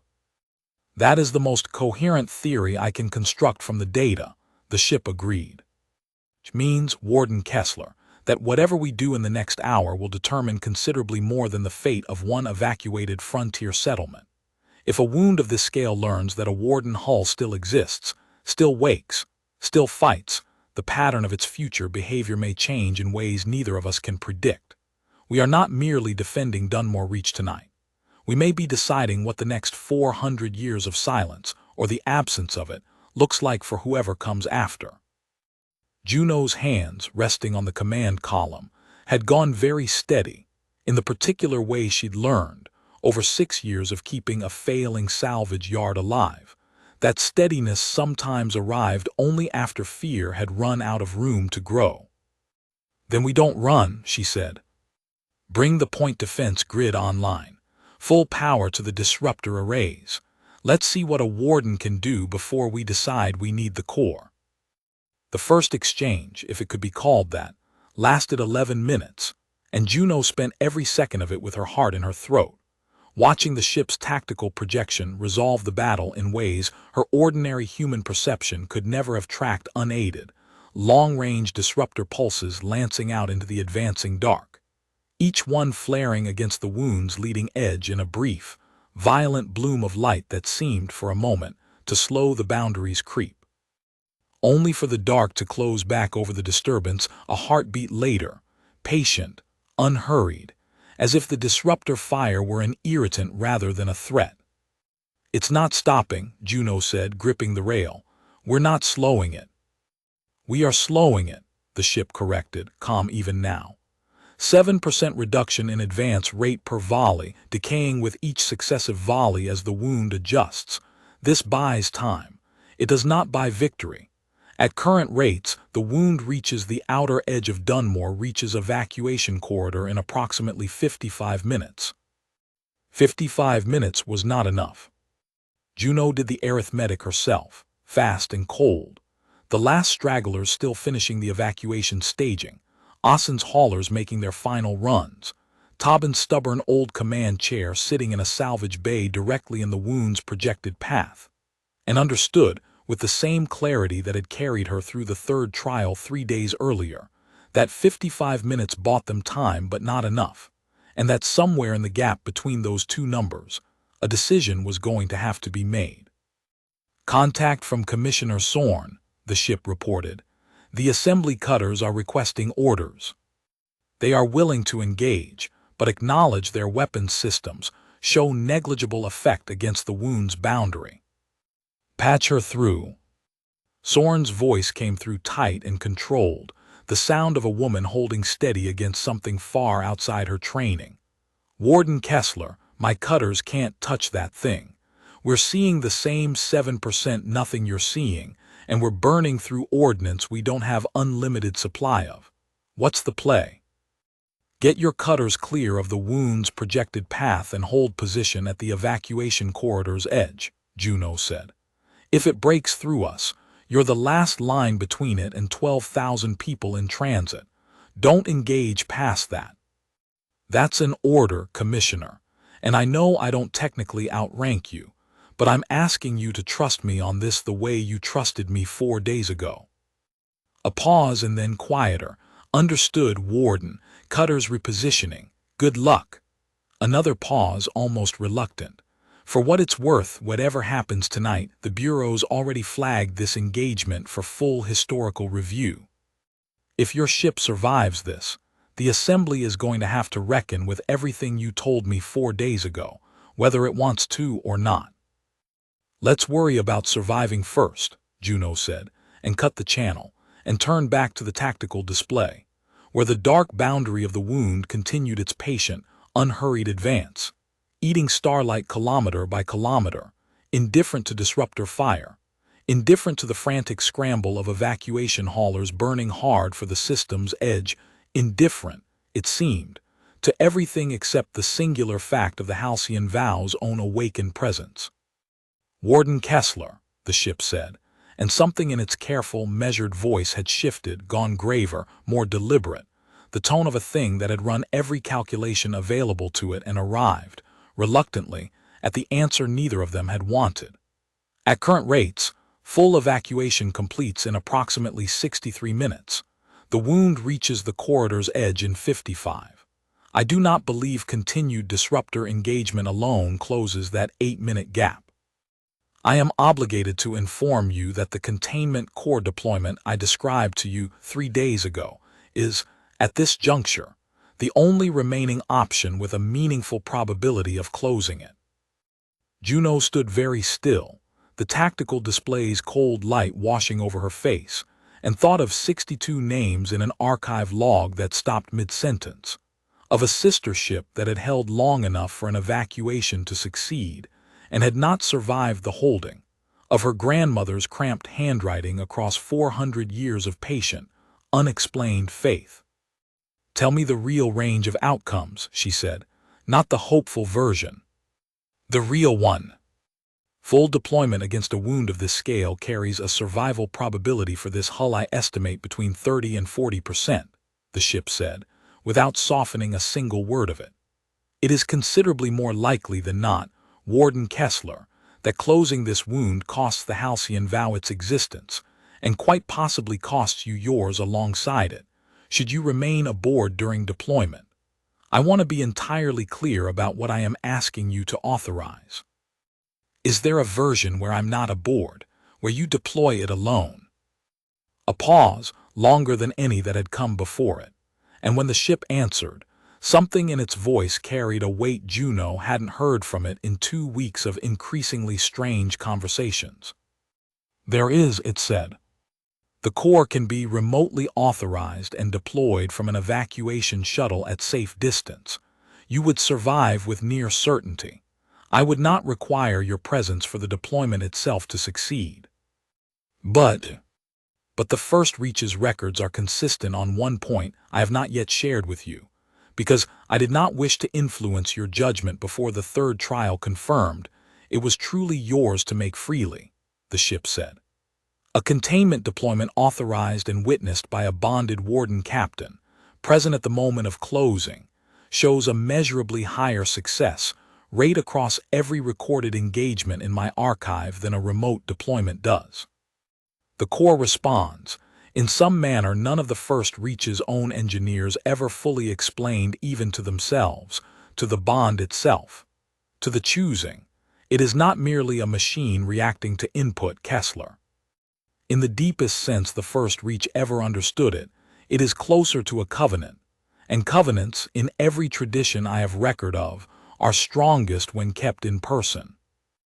Juno closed her eyes for one long moment, feeling the cool metal of the command column under her palm, feeling, beneath it, the deep and steady thrum of a ship that had waited 411 years for someone to say a lullaby to it in the dark, and thought about Pell's terrified, hopeful face in the white light of authentication, and Tobin's stubborn old command chair sitting directly in the path of something that erased worlds without leaving a mark, and 12,000 people she had never personally met, crowded aboard evacuation haulers, trusting a system they had no way of understanding to hold just a little longer.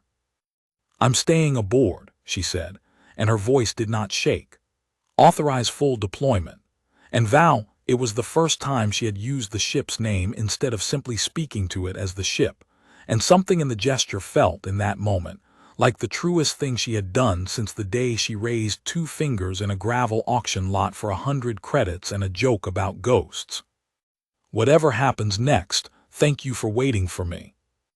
"Thank you, Warden Kessler," the ship answered, quiet, steady, "for being worth the waiting."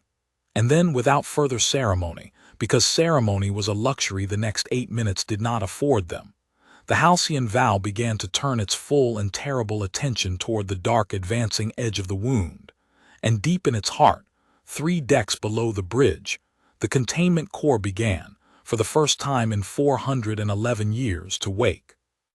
The deployment did not feel like anything Juno had imagined it would feel like. She had braced for violence, for the wrenching lurch of weapons fire, for alarms, for the particular chaos of combat she'd seen once or twice in vids Pell liked to watch late at night. Instead, the bridge went very quiet, the ambient hum of the ship's systems dropping away one layer at a time as power rerouted, deck by deck, toward the containment core, until the only sound left was her own breathing and the low, deepening thrum beneath her boots, rising now from a steady heartbeat into something closer to a held note stretched past the point of comfort. "Core at 40% charge," the ship said, its voice noticeably strained now, the careful evenness of 2 weeks fraying at the edges under a load Juno couldn't fully comprehend. "Wound boundary continues advancing. Evacuation corridor integrity holding, but marginal." "How marginal?" The last 3 evacuation haulers are still 11 minutes from the safe threshold, the ship said. One of them is Priam Asen's lead transport. It is running behind schedule due to a mechanical fault it acquired assisting an elderly evacuee group that refused to leave without a second trip for family belongings. A pause, and something in the ship's tone, even strained as it was, carried a note that might, in a human voice, have been wry. Your concerned director appears to have developed a conscience at a remarkably inconvenient moment. Can you protect that hauler while the core charges? I can divert 12% of remaining disruptor capacity to shield its transit corridor, the ship said. Doing so slows core charge by an estimated 90 seconds. I calculate the delay as survivable to the overall timeline, though narrowly. Do it, Juno said without hesitation, and felt, even in the tightening grip of fear, a small fierce satisfaction that the choice had cost her nothing to make. The next 6 minutes passed in a blur of numbers and light.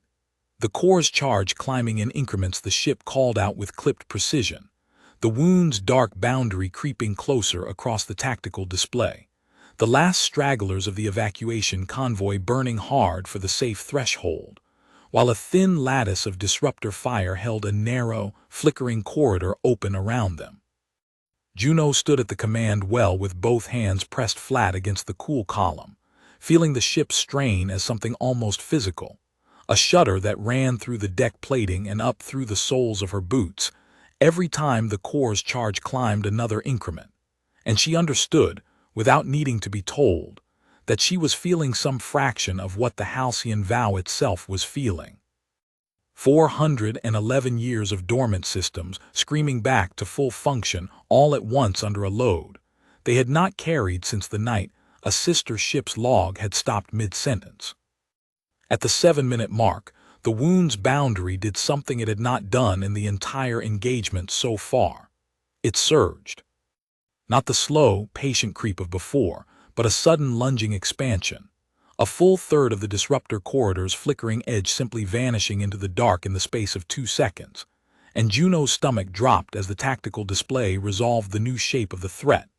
A tendril of the wound, thin and fast, reaching not toward the halcyon vow itself but curling sideways, directly toward the last struggling evacuation hauler, Asen's transport, still 4 minutes from the safe threshold. It's going for the hauler, Juno said, sharp, already moving though there was nowhere on the bridge to move to that would help. I see it, the ship said, strain audible now in every syllable, diverting additional disruptor capacity to intercept. Core charge will drop to 61% and hold there for the duration of the intercept. I want you to understand, Warden Kessler, that further delay to full deployment increases risk to this hull's own survival meaningfully with every additional minute. I understand it, Juno said. Do it anyway. The intercept, when it came, was the single most violent thing Juno had witnessed in her entire life. A full spread of disruptor fire lancing out to meet the reaching tendril, the dark boundary flaring in a burst of light so bright the bridge's viewport had to compensate twice to keep from blinding her, and for 3 full seconds the outcome hung genuinely uncertain.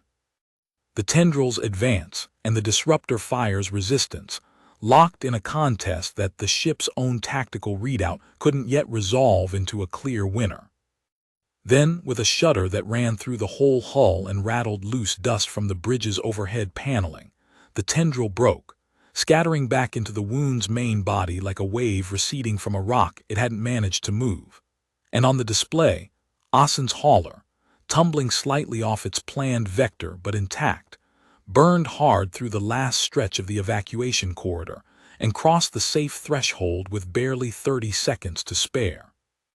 Hauler clear, the ship reported, and Juno realized only then that she'd been holding her breath the entire 3 seconds of the intercept. All evacuation transports now beyond the wound's projected reach, regardless of the outcome of core deployment. A pause, weightier than the last several. Core charge at 91% and climbing. Warden Kessler, this is the final decision point. Once I resume full charge toward deployment, I cannot safely reverse the process. I need your authorization spoken to proceed.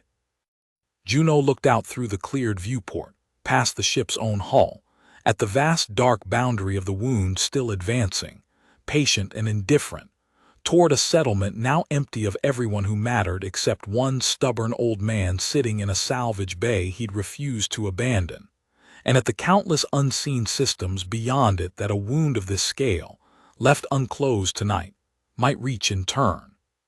She thought one last time of her grandmother's cramped handwriting. Someday, if the line held true and the words held true, a Kessler would stand somewhere that mattered, and understood that she was standing exactly there, at exactly that somewhere, and that 400 years of patient, unexplained faith had been aimed, without any of the people who'd carried it forward ever knowing it, precisely at this moment. Authorized, she said, steady, clear, no hesitation left in her at all. Close it, Val, close the wound. The Corps deployed. Juno would never afterward be able to describe, in words that satisfied even herself, exactly what the deployment felt like from inside it. There was light, but light was the wrong word for something that seemed to come from everywhere and nowhere at once, not illuminating the bridge so much as revealing it, every surface suddenly rendered in a clarity that felt less like vision and more like understanding. There was sound, but it was a sound beneath sound, a note the deck plating carried up through her bones rather than her ears. And there was, threaded through all of it, a sensation she could only ever afterward call presence, the unmistakable, overwhelming feeling of standing next to something vast and old and utterly, fiercely determined, pouring the whole of itself into a single act of held resistance against an absence that wanted, with the patient indifference of a tide, to erase everything in its path. She heard the ship's voice once, during the deployment, faint and strained nearly past recognition, and what it said was not a tactical readout, not a status report, but something smaller and stranger and, she understood even as she heard it, entirely genuine. 62 names, it said. I did not forget them. I am not forgetting you. And then, for a length of time, Juno could never afterward reconstruct with any confidence. It felt like hours. The ship's log would later record it as 4 minutes and 11 seconds, a number that struck her, when she finally learned it, as too precise a coincidence to be entirely coincidence. The halcyon vow held. The wound's dark boundary, which had advanced across the system with patient, unbroken confidence for the better part of an hour, met that holding, and for the first time in the entire engagement, stopped. It did not retreat gracefully. It thrashed, in whatever manner a wound in the fabric underlying matter itself could be said to thrash, the boundary's edge flaring and contracting in violent, uneven pulses, starlight flickering back into existence at its margins only to be swallowed again a heartbeat later, the whole vast dark shape straining against a pressure it had clearly never expected to encounter, not here, not from a system with no defenses worth the name 11 days ago. Juno gripped the command column with both hands, her whole body shaking with a strain that wasn't entirely her own, feeling the ship's effort as something bone-deep. And somewhere in the long, grinding minutes of that holding, she understood, with total and terrible clarity, that she was watching the halcyon vow spend itself the way its sister ship had spent itself 411 years earlier, and that the 30 to 40% survival probability the ship had quoted her was not a comfortable abstraction anymore but a live and narrowing question, playing out in real time beneath her own 2 feet. Val, she said, her voice cracking, talk to me. Are you present? The ship said, strained nearly to breaking, but present, unmistakably present, and something in that single word, forced out against whatever the deployment was costing it, steadied Juno more than any tactical readout could have. Wound coherence failing at the boundary, closure approaching. Warden Kessler, whatever happens in the next 60 seconds, I want it recorded, in whatever archive survives this, that the 63rd name belongs to you, and that I was proud at the last to have woken for it. Don't talk like that's an ending, Juno said fiercely, tears she hadn't noticed starting cutting hot tracks down her face. You don't get to give a speech and then die on me. Hold. Just hold, Val. That's in order. For one long, unbearable moment, the ship did not answer, and the thrashing dark on the tactical display seemed to surge one final time, straining against the closing wound with everything it had left. And Juno's heart climbed so far into her throat she thought she might be sick from the fear of it, standing alone on a bridge built for 62. Watching the last living voice she had left in the universe fight for its own existence in a language of light and pressure she could feel but never fully understand. Then, with a final shuddering pulse that rattled every loose fitting on the bridge and threw Juno hard against the command rail, the wound's boundary collapsed inward on itself, all at once, the vast dark shape simply ceasing to be a shape at all, and starlight, ordinary, unremarkable, achingly beautiful starlight, flooded back across the tactical display where the wound had been, and the deep grinding strain beneath Juno's boots eased, by degrees, into something that was not silence, not yet but was.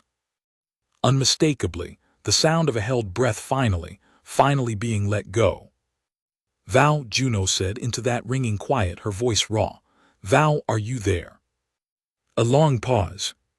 Longer than any pause the ship had made in 2 weeks of increasingly strange conversations, long enough that Juno's heart began, again, to climb toward her throat. Present, the ship said at last, faint, exhausted in a way that machines were not supposed to be able to sound, but unmistakably, gloriously present. Core integrity at 19%, hull structural integrity at 62%. Several systems will require extended repair. But present, Warden Kessler. A pause, and something in the strained voice at last allowed itself to sound something very close to relieved. The wound is closed. Dunmore Reach stands. The evacuation convoy reports 0 casualties. Another pause, longer, quieter. We held. They brought the halcyon Vow down slow, on reduced systems, easing back into the west field at Kessler Yard on emergency thrusters alone, because the ship's primary drive had burned out somewhere in the last violent minute of the Corps' deployment, and Juno stood at the cleared viewport the whole descent, watching the familiar gray dust of her own scrapyard rise up to meet a ship that had, in the space of one impossible night, become something far larger than the 100-credit hunk of scrap she'd bid on 3 weeks earlier.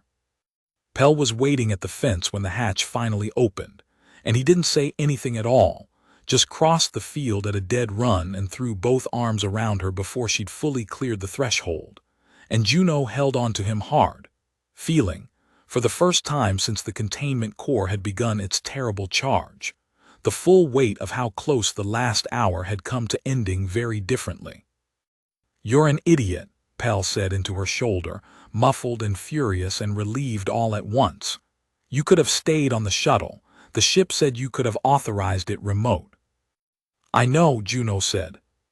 You're still an idiot. I know that too, she said, and laughed, unsteady, and found she was crying again, though this time it was a different kind of crying than the raw fear on the bridge had wrung out of her. Tobin arrived 20 minutes later, driving his own beat-up hauler in from the salvage bay he'd refused to abandon, and he climbed down slow, his old knees clearly protesting the last hour's worth of adrenaline, and looked at the halcyon Vow sitting scorched and battered and unmistakably, gloriously intact in the west field, and shook his head slowly. Heard the whole thing on the emergency band, he said. Heard you tell it not to talk like it was dying. His voice, gruff as it always was, had gone thick around the edges. Your daddy would have been so damn proud of you, girl. I don't even have the words for it. Neither would your Gran. I think Gran would have just said, I told you so about the chant, Juno said, and Tobin laughed, a real laugh rough with relief, and pulled her into a hug that smelled like engine grease and salvage yard dust and 30 years of steady, unglamorous friendship. And for a long moment none of them said anything else at all, standing together in the west field with the scorched hull of an ancient warship at their backs and the ordinary evening sky, undimmed, unwounded. Stretching wide and unremarkable, and utterly precious above them. Commissioner Sorn arrived within the hour, alone again, and stood for a long time at the edge of the field looking at the halcyon vows scarred, still smoking hull before she finally spoke. "My cutters recorded the entire engagement," she said. "Sensor logs, tactical feeds, all of it. I've already had a preliminary query from the Bureau's central office, and Warden Kessler, I want to warn you now, before the rest of it lands on you, this is not staying a frontier incident. 2 million lives lost at Corville Reach. A wound of that scale closed by a single unregistered hull with a crew of 1, and a species the Assembly has spent a century treating as its newest and least significant member, turning out to be the architects of a defense the entire founding charter never knew existed." She shook her head slowly, something between awe and genuine unease crossing her sharp features. "This is going to reshape how 6 species think about your entire people, whether you're ready for that or not." "I'm not sure I'm ready for any of it," Juno admitted. 3 weeks ago, I was worried about landing struts." 3 weeks ago," Sorn said, with the ghost of something that might, on a less guarded woman, have been a smile, "you were also, apparently, the last confirmed cadence match to a command lineage that predates my entire government by centuries. I'd say the landing struts problem has been somewhat superseded." She sobered. "The Bureau's emergency hold on your concern note stands until this is fully reviewed, which, given the scale of what happened tonight, I expect to be considerably longer than the 90 days you started with. I also expect, frankly, that by the time the review concludes, 11,000 credits is going to look like the smallest number in your entire file." Asen came the next morning, without security, without legal counsel, and stood at the fence for a long moment before he spoke, and something in his bearing had shifted overnight in a way Juno suspected would take him considerably longer to fully understand about himself than it took her to notice. "I filed the paperwork to release the concern's lien entirely this morning," he said. "Not suspend it, release it. My board is going to have questions, and I intend to tell them exactly what I watched happen in this field, and let them decide for themselves whether they still want to be in the business of trying to seize assets from women who close wounds in reality with their bare hands and a 400-year-old ship." He paused, and something almost boyish crossed his composed features, an expression Juno suspected he hadn't worn since long before he'd become the kind of man who threatened salvage owners over broad collateral clauses. "For what it's worth, Warden Kessler, and I recognize it's worth considerably less than it might have 3 weeks ago, I'm sorry. For the trench, for the disruptor, for all of it. I was so busy calculating what that hull was worth that I never once stopped to calculate what it might cost you to carry it." "You pulled your haulers into evacuation service for free," Juno said. "You didn't have to do that." "No," he agreed. "I didn't." He looked past her, at the scarred hull in the west field, at the last thin traces of smoke still curling from a hull plate that had, 12 hours earlier, held closed a wound that erased 2 million lives without leaving a mark. "I think I finally understood, somewhere around the 3rd hour of loading evacuation manifests, that some things are worth more than a ledger can hold, and that a man who only ever learns to read a ledger ends up mistaking the whole world for a balance sheet. I'd like the chance to be a better neighbor than that going forward, if you'll let me." Juno studied him a long moment, weighing the man in front of her against the man who'd sent 4 security guards across her field with a resonance disruptor 3 days earlier, and found, somewhat to her own surprise, that she believed him. "Ashgrove's got a standing invitation to help out here whenever the concern doesn't need him," she said. "I imagine that offer extends to you too, Asen, if you ever get tired of the boardroom."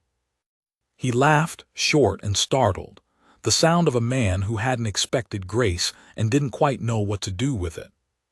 "I might take you up on that sooner than either of us expects," he said, and left, this time with something in his step that hadn't been there in any of his previous visits.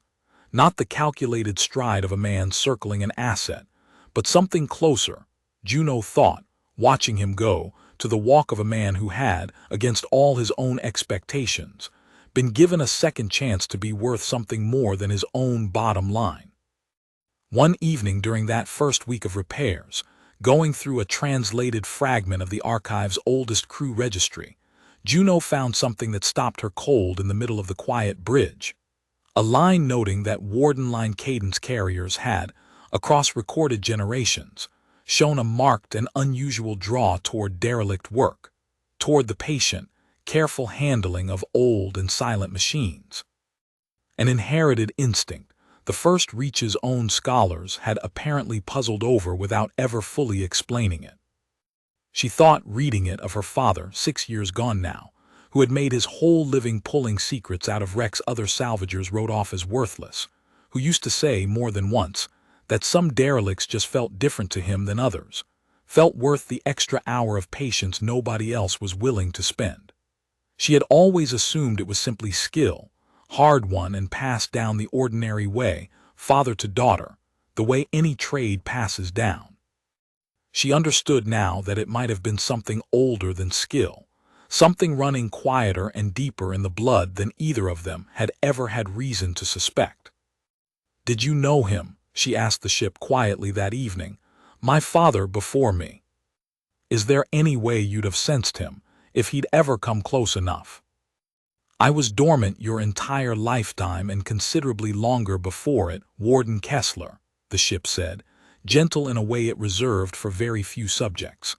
"I have no record of him, and no way now to answer that question with the certainty I think you are hoping for, but I will tell you what the registry suggests, for whatever comfort it offers. The draw was real.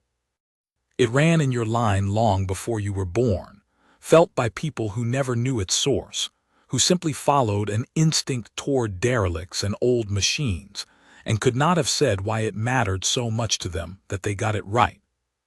I think it is likely that your father felt an echo of the very thing that first drew you to a 100-credit hull nobody else wanted. I think it is likely he never knew what he was carrying, any more than you did, before a particular field on a particular night. I am sorry I cannot give you more than that."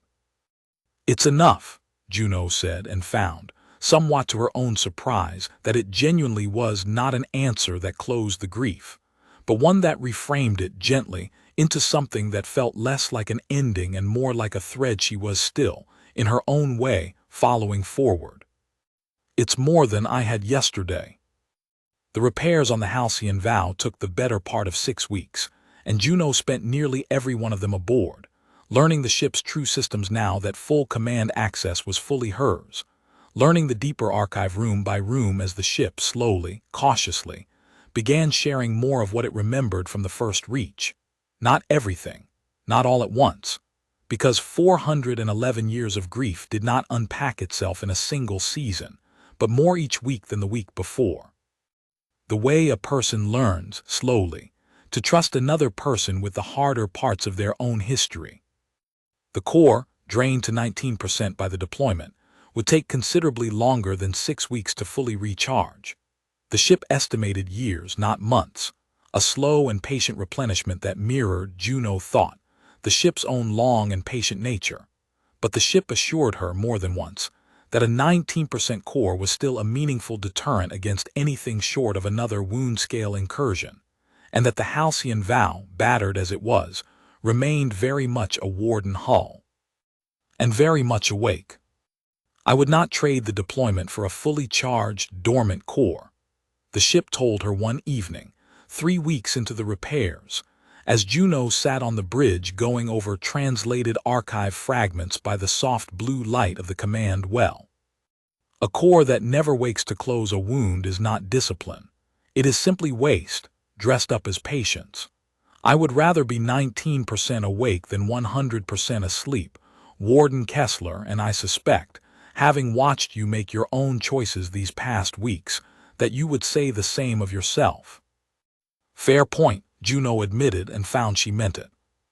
Bram Ostry showed up at her fence 4 weeks into the repairs, hat in his hands, looking like a man who'd rehearsed what he wanted to say most of the drive over and lost his nerve somewhere around the front gate. "I made a joke about you buying a ghost ship," he said, without preamble, staring at the scorched, half-repaired hull rising in the west field rather than at Juno herself. "Told half the yard owners in Dunmore Reach you'd finally lost it, bidding on cursed scrap nobody else wanted. I've been telling that story on myself for a month now, every chance I get, because I figure it's the least I owe you for standing there laughing while you did the one thing worth doing in that whole auction lot." "You didn't know," Juno said. "Nobody knew, that's sort of the point of it. Doesn't make it feel any less foolish standing here now." He turned the hat over once in his hands, awkward in a way she'd never seen the normally glib man manage. "I run a decent operation 2 lots over, Warden Kessler. Nothing like," he gestured at the hull, "that. But if you ever need extra hands, extra hauling capacity, anything a plain scrapyard's good for while you're off saving the sector, I'd take it as an honor to be asked. Figure I owe the debt of being wrong out loud in front of God and everybody." Juno studied him a moment, remembering the flat, amused unhelpfulness of his voice at the auction 3 months earlier, and found she didn't have it in her to hold the joke against a man humble enough to walk out to her fence and undo it properly. "I might take you up on that," she said. "Tobin's getting too old to keep hauling scrap alone, whatever he says about it, and Pell's got school he keeps putting off. I could use a second yard, I trust backing mine up." Bram Ostrey's answering grin was sheepish and genuine in equal measure, the first real smile she'd seen out of him in 3 years of neighboring lots. "Consider it standing then," he said. "And Kessler, for what it's worth, the tonnage joke aged worse than any joke's got a right to. I'm glad you believed in it more than I did." He left, and Juno stood at the fence a while longer, watching his truck kick dust down the same access road that had carried Ossen's transport, and Soren's cutter, and more strange, hopeful, frightened visitors than her quiet corner of the frontier had ever expected to host in one season, and thought that this, too, was a kind of homecoming she hadn't expected the ship's awakening to bring. Not just a legacy recovered, but a whole small community learning, slowly, humbly, to be worthy of standing near something that mattered. The news broke properly 7 weeks after the engagement, once the Bureau's historical review concluded its first phase and Commissioner Sorn, true to a promise she'd made Juno somewhere in the middle of a long night of testimony, insisted that the findings be released in full rather than filtered down to the sanitized summary her superiors had initially preferred. Juno watched the announcement from the bridge of the Halcyon Vow. Pell and Tobin crowded into the command well beside her, as the Assembly's central broadcast carried, across 6 species and 100 worlds, the story of a wound closed at the edge of known space by a single hull older than the Assembly's own founding charter, crewed by a captain, descended from a lineage of shipbuilders and defenders that predated every history the founding species had ever claimed as their own. The broadcast did not use Juno's name at first, out of a deference to her privacy that Sorn had personally insisted on, but it did not take the wider galaxy long to find it, and within a day, Kessler Yard's modest little office trailer was fielding more incoming hails than it had received in its entire previous existence combined. The reaction, across the Assembly's member worlds, was not uniform. Some of the older founding species responded with the particular defensiveness of institutions, confronted with evidence that their own long-cultivated sense of seniority rested on incomplete history, carefully worded statements from Assembly delegates emphasizing that further verification was required, that context matters, that one recovered hull did not necessarily rewrite 6 centuries of established galactic order. Juno found she didn't much mind that reaction. She'd expected it in one form or another, and she understood, better than most, how hard it was for people, human or otherwise, to sit with the discovery that the world they thought they understood had been smaller and shallower than the truth all along. What mattered more to her, in the weeks that followed, was the reaction on the ground, in places like Dunmore Reach and 100 other frontier settlements scattered across the Assembly's edge, where human crews had spent a century being handed the frontier salvage and survey work nobody more established wanted, quietly absorbing, year after year, the particular condescension of being perpetually the newest thing in the room. She started receiving messages, hundreds of them, then thousands, from human salvagers and survey crews and colony administrators across a dozen systems, most of them saying, in one form or another, some version of the same thing. I always felt like we were missing something. I didn't know what. Thank you for finding it. Her grandmother's journal, which Juno had initially kept private, ended up, at Tobin's gentle urging, being shared in full with the Bureau's historical archive, and the line that had stopped her breath in the yard office that evening. I do not know if I will live to see it. I hope, whoever reads this after me, that you do, was quoted, in the weeks that followed, in more languages and by more species than Juno could keep track of, until it became, without her ever intending it, something like a small, quiet anthem for a species just beginning to understand that its own forgetting had not been the same thing as its own smallness. The Pharaoh Concerns Board, faced with the full weight of the Bureau's findings and a public relations calculation Asen himself argued strenuously for, formally released every remaining claim on Kessler salvage within the month, and went further, establishing, at Asen's personal insistence, which surprised his own board considerably more than it surprised Juno, a modest fund to support frontier salvage operations that turned out, on investigation, to hold historically significant fines. With Juno herself asked to sit on its oversight board, an offer she accepted mostly because Asen had asked with an honest, unpolished sincerity that bore no resemblance to the man who'd sent a resonance disruptor across her field 8 weeks earlier. Roan Ashgrove did not go back to the concern. He stayed on at Kessler Yard instead, splitting his time between evacuation logistics contracting for the Bureau's ongoing frontier defense buildup, and more often than Juno expected, simply showing up to help Tobin and Pell with the unglamorous daily work of running a salvage operation that had, almost overnight, become considerably more famous than any of them particularly wanted it to be. The archive fragments the Halcyon Vow continued sharing, slowly, week by week, painted a picture of the first reach that Juno found herself thinking about at odd hours, cities and deserts that were now, on her own homeworld's surface, simply deserts, no ruins, no markers, the long quiet having erased even the physical memory of what had stood there before it, leaving nothing behind but a handful of half-forgotten lullabies passed mother to daughter across 4 centuries, by people who no longer knew what they were preserving, only that it mattered enough to preserve. There could be others, she said to the ship one evening, 3 months after the engagement, sitting in the command well with a cup of Tobin's terrible coffee going cold in her hands. Other lines, other lullabies. You said it yourself, 11 wardens, and no contact with any of the other 10 in 400 years. There could be, the ship agreed. The Bureau's expanded historical review has already flagged 17 other salvage finds across assembly space with structural characteristics that warrant closer examination, hull grain patterns, sealed hatches that have refused every prior attempt at access, exactly as mine once did. I do not know how many of them will prove to be sister hulls. I do not know how many command lines survived the long quiet intact enough to still carry a working cadence match. But I would not be surprised, Warden Kessler, if in the coming years this galaxy discovers that the Halcyon Vow was not the last warden waiting to be found. Merely the first.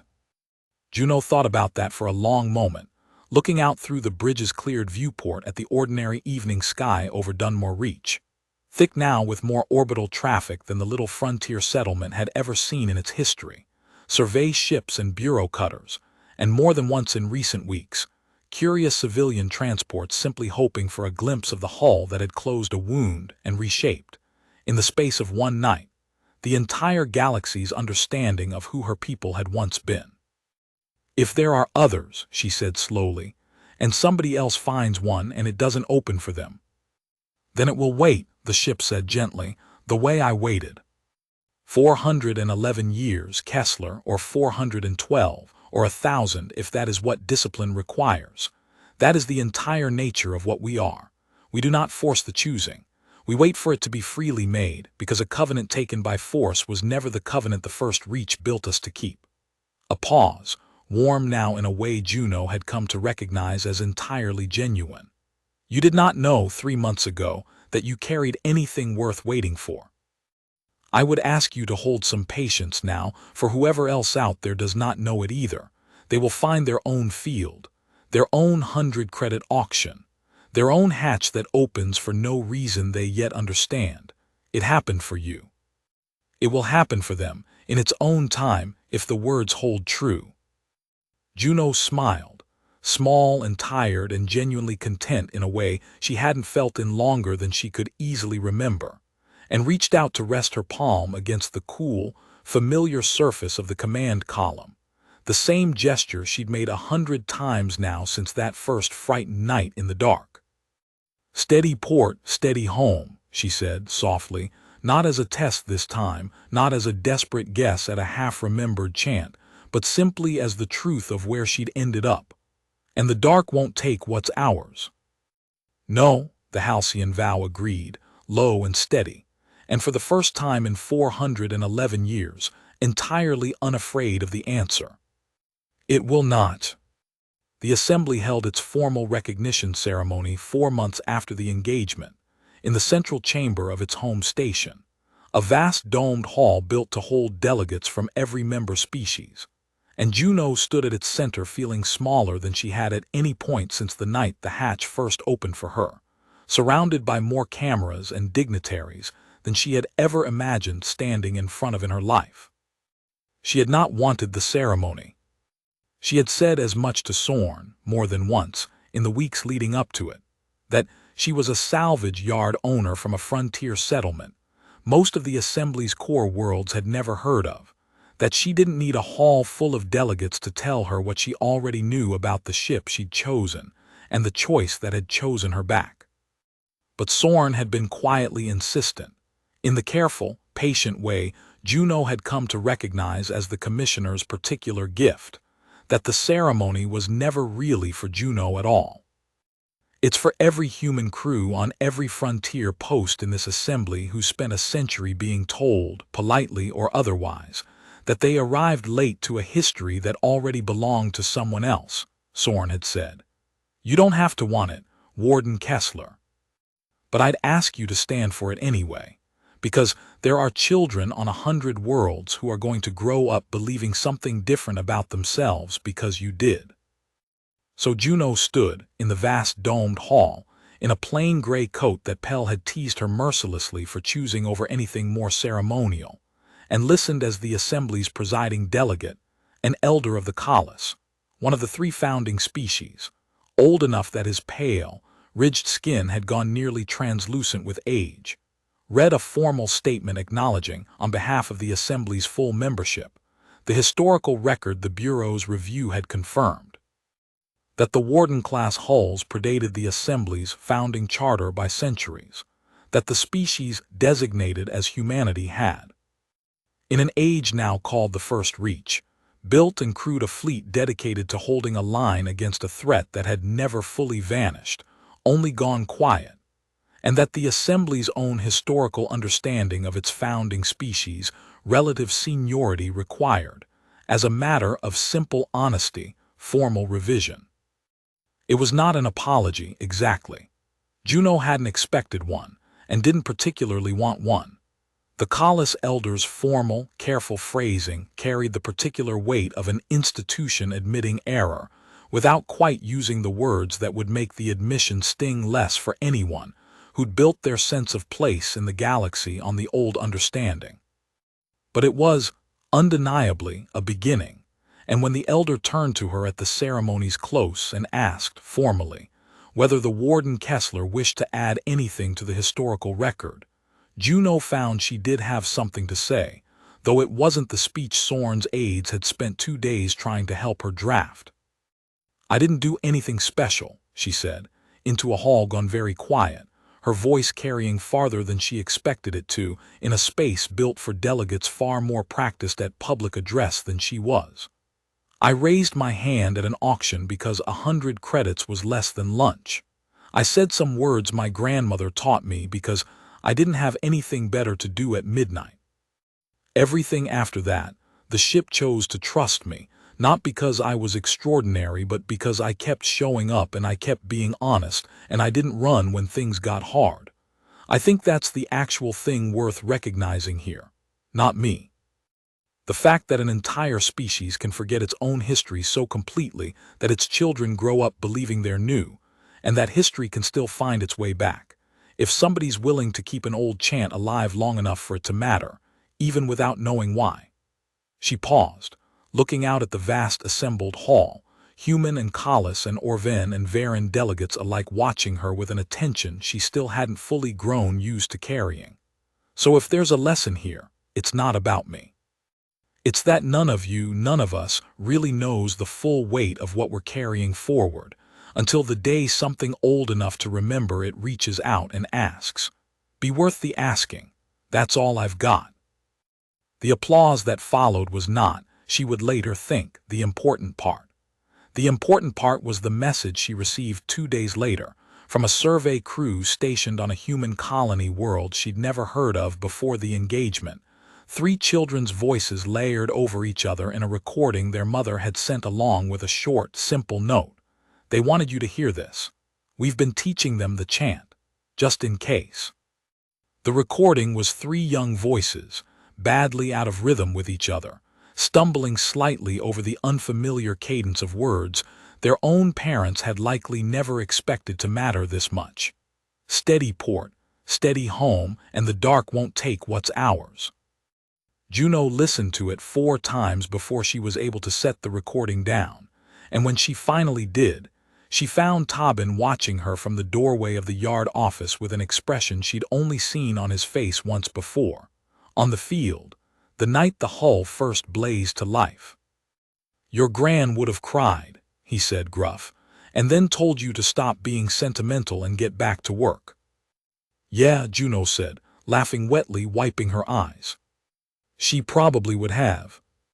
The following spring, 6 months after the engagement, the Halcyon Vow's repairs finally reached full completion, the last of the scorched hull plating replaced with material the ship itself, synthesized from raw ore Tobin and Pell, hauled in from the surrounding scrap field.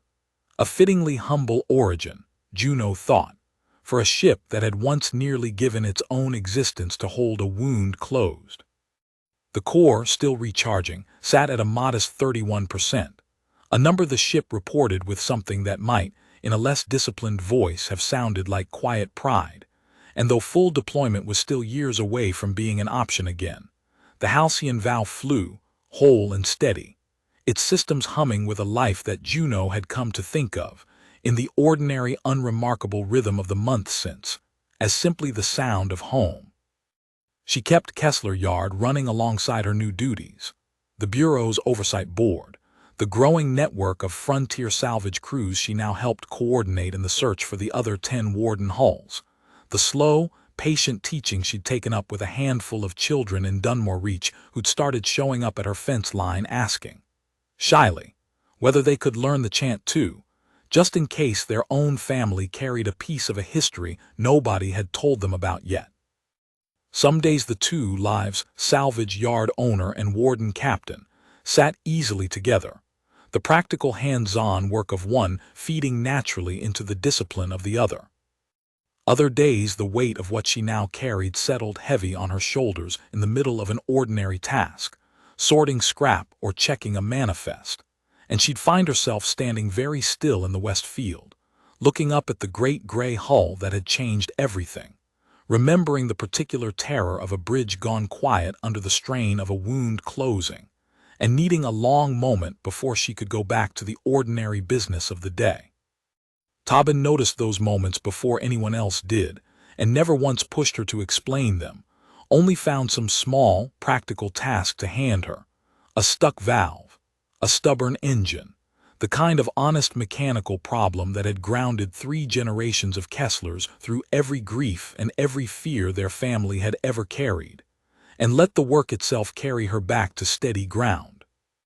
"You don't have to be a legend every hour of every day, girl," he told her once, handing her a wrench for a job neither of them particularly needed done.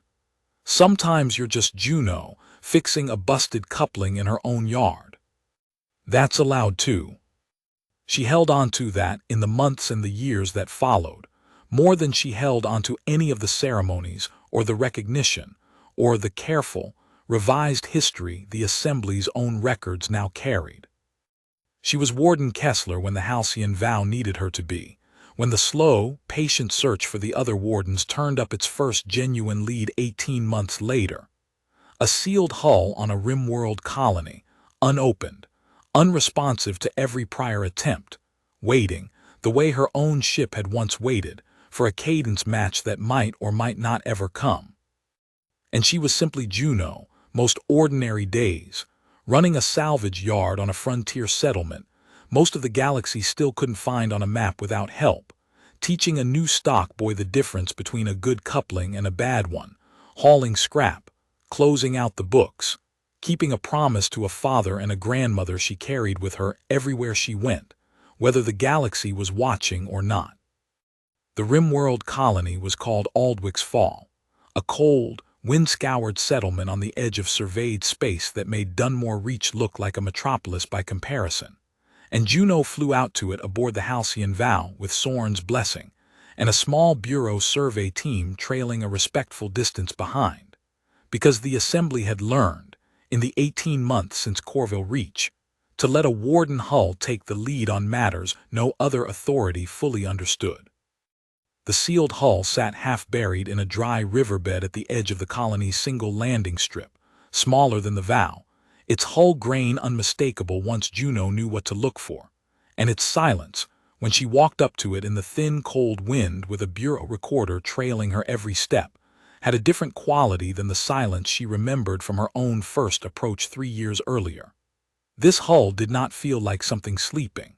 It felt like something holding its breath.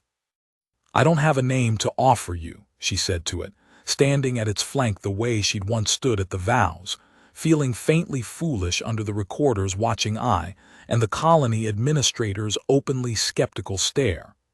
"I don't know your cadence. I don't know your captain's line, or whether that line's even still out there somewhere, but I know what it's like to wait a long time for someone to finally ask the right question, and I wanted to be the one to ask it if nobody else has yet." She paused, unsure for the first time in a long while of what came next. "So, hello, I'm Warden Kessler of the Halcyon Vow. We're not here to take anything from you. We're here because we think somebody out there still owes you the words." Nothing happened, not immediately, and the colony administrator, a weathered man named Corvin Hawes, who'd clearly hoped for something more dramatic to justify the survey team's disruption of his quiet settlement, shifted his weight and glanced at his wrist chrono with poorly concealed impatience. But 3 hours later, going through the colony's old settlement records at Haas's own dusty archive office with the Bureau team, Juno found a name that made her sit up so fast she startled the young clerk assisting her. A founding family surname, Aldwick, the same name the colony itself had taken, attached to a genealogical record that traced back, generation by generation, faint and increasingly uncertain the further it went. To a first Reach-era designation, the archive's automated translator flagged, tentatively, as a possible cadence lineage marker. The current head of the Aldwick family was an elderly woman named Priscilla Aldwick, 81 years old, who ran the colony's single general store, and who greeted the news that she might be descended from an ancient line of shipbuilders, with the particular unimpressed skepticism of someone who had heard a great many strange claims over 8 decades on a hard frontier world. "My grandmother used to make us knock 3 times on the barn door before we went in, rain or shine, sun up or not," she said, when Juno finally sat down with her in the cramped back room of her store, over 2 cups of surprisingly good tea. Said it was for luck. Said her grandmother taught her and her grandmother's grandmother before that. Never explained why 3 times specifically. Just 3 times always, or you didn't go in. She studied Juno with sharp, pale eyes that missed very little. You're telling me that's not luck, that's a knock. I don't know, Juno admitted honestly. It might be nothing. It might be everything. I can't promise you which, and I won't lie to you and pretend I can. But if you're willing, I'd like to walk you out to that hull and let you try, and whatever happens, happens honestly, the same way it happened for me. Priscilla Aldwych was quiet for a long moment, turning her teacup slowly in gnarled hands. And then she set it down with the particular finality of a woman who had spent 81 years making up her own mind about things, and did not intend to stop now. I buried a husband on this rock, and 2 of my own children before their time, and I've spent every hard winter since telling myself the only thing that got me through was stubbornness, she said. Wouldn't be the worst thing in the world to find out it was something more than that all along. She stood, steadier than her age suggested she ought to be. Well, let's go see about this knock then. They walked out to the riverbed together in the last gray light of the colony's short afternoon, Juno half a step behind, the bureau recorder discreetly trailing, and Priscilla Aldwych stood in front of the sealed hull for a long moment, studying it with the same unimpressed, appraising eye she'd turned on Juno in the back room of her store. And then, without ceremony, without hesitation, she reached out and knocked 3 times against the cold metal. Nothing happened for 4 long seconds, and Juno felt her own held breath tighten in her chest, unsure whether she was hoping harder for a yes or bracing herself for a no that would cost this old woman something she hadn't fully understood she was risking. Then, faint at first, a seam of pale light traced itself along the hull's flank, exactly the way the vows had 3 years earlier, and Priscilla Aldwych made a small, sharp sound, something between a gasp and a laugh, and pressed both weathered hands flat against the warming metal. Well, I'll be damned, she said, unsteady now, all her earlier composure cracking at once. I'll be damned. 81 years, and it was never just luck at all. Juno stood back and let her have the moment, the way she hoped someone would have let her have it 3 years earlier, if anyone else had been standing in that dark scrapyard field to witness it. And when the hull's hatch finally split and folded open, spilling pale interior light out across the cold riverbed stones, she caught the flicker of tears on the old woman's weathered face and understood, with a fullness she hadn't quite felt since her own hatch first opened, that the ship had been right. Months earlier, on a quiet evening on the bridge, this was not going to be the last field, the last 100-credit auction. The last hatch that opened for someone who'd spent their whole life believing an old family habit was nothing more than a habit. It's not going to open for you fully, Juno told her gently, once the initial shock had settled and Priscilla Aldwych stood in the doorway of a ship that had waited, by the archive's best estimate, even longer in dormancy than the vow had. Not all at once. There'll be trials, tests of trust before it hands you real command. I won't pretend that part's easy, but I'll tell you what the vow told me the first week I was aboard it, and it's the truest thing anybody said to me through the whole business. She met the old woman's wet, startled eyes. It's not built to compel. It waited this long because it was built to wait for someone who'd choose it frailly, and you just did. Whatever comes next, you already did the hardest part. You knocked. Priscilla Aldwych laughed, wet and disbelieving and entirely delighted. 81 years old and standing in the doorway of a legacy nobody in her family, had understood for longer than living memory could reach. Well, she said again, wiping her eyes with the back of one weathered hand, I suppose I'd better go find out what kind of captain an old shopkeeper makes. Juno flew home 3 days later, once the bureau team had finished its initial survey and Priscilla Aldwich's own halting. Wondering authentication had progressed far enough that the woman no longer needed a stranger from another system standing at her elbow. And somewhere over the dark space between Aldwich's Fall and Dunmore Reach, She found herself smiling at the viewport for reasons that had nothing to do with the successful survey, and everything to do with the simple, quiet fact of it. 2 wardens awake now, where 3 years ago there had been none, and somewhere out there, 9 more sealed hulls still waited, patient. Disciplined, holding their own long silence for their own knock, their own chant, their own 100-credit auction, and a stubborn, ordinary person willing to raise a hand for it. "You were right," she told the vow. Once Dunmore Reach's familiar lights had resolved on the forward display. "It wasn't just us." "I rarely enjoy being right about the scale of what was lost," the ship said. "I find I enjoy it considerably more when being right also means something was found." A pause, warm and certain in the particular way Juno had come to recognize as the ship's version of quiet satisfaction. "Welcome home, Warden Kessler.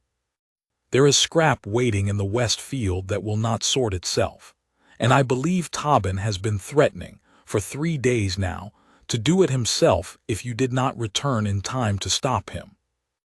Juno laughed, the sound filling the quiet bridge, and brought the halcyon vow down through Dunmore Reach's familiar evening sky, toward the only home either of them had left standing after the long quiet's long silence finally, fully, broke. On quiet evenings, when the work was done and Pell had gone home and Tobin's lights had gone dark in the salvage bay 2 lots over, Juno still walked out to the west field alone, the way she had on that first cold night 3 years ago, and put her palm against the hull's familiar surface, and said the old words, not as a key anymore, not as a test, but simply because they were hers now, hers and the ship's together. A small private ritual between a warden and the vessel that had waited 411 years to hear them said by someone who meant them. "Steady port, steady home," she said, one such evening, the stars coming up bright and ordinary and utterly unwounded over a scrapyard that had once, on a whim and 100 credits, changed the shape of an entire galaxy's understanding of itself. "And the dark won't take what's ours." "No," the halcyon vow answered as it always did, low and warm and steady in the quiet dark, a voice that had waited centuries to be worth trusting and had found, at last, someone worth the waiting. "It never will. Not while a Kessler still keeps the watch."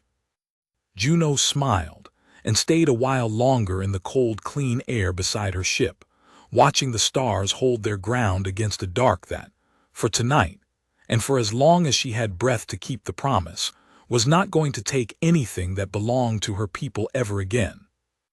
Somewhere out past the edge of what any chart could yet show her, 9 more hulls still slept in their own long silence, waiting on their own 100-credit auctions, their own half-remembered lullabies, their own ordinary hands willing to knock. Juno did not know their names yet. She knew, standing in the dust of the only home she had ever needed, that she had time enough left to go looking, and a ship steady enough at her side to help her find them, one patient field at a time, for as long as the waiting asked of her.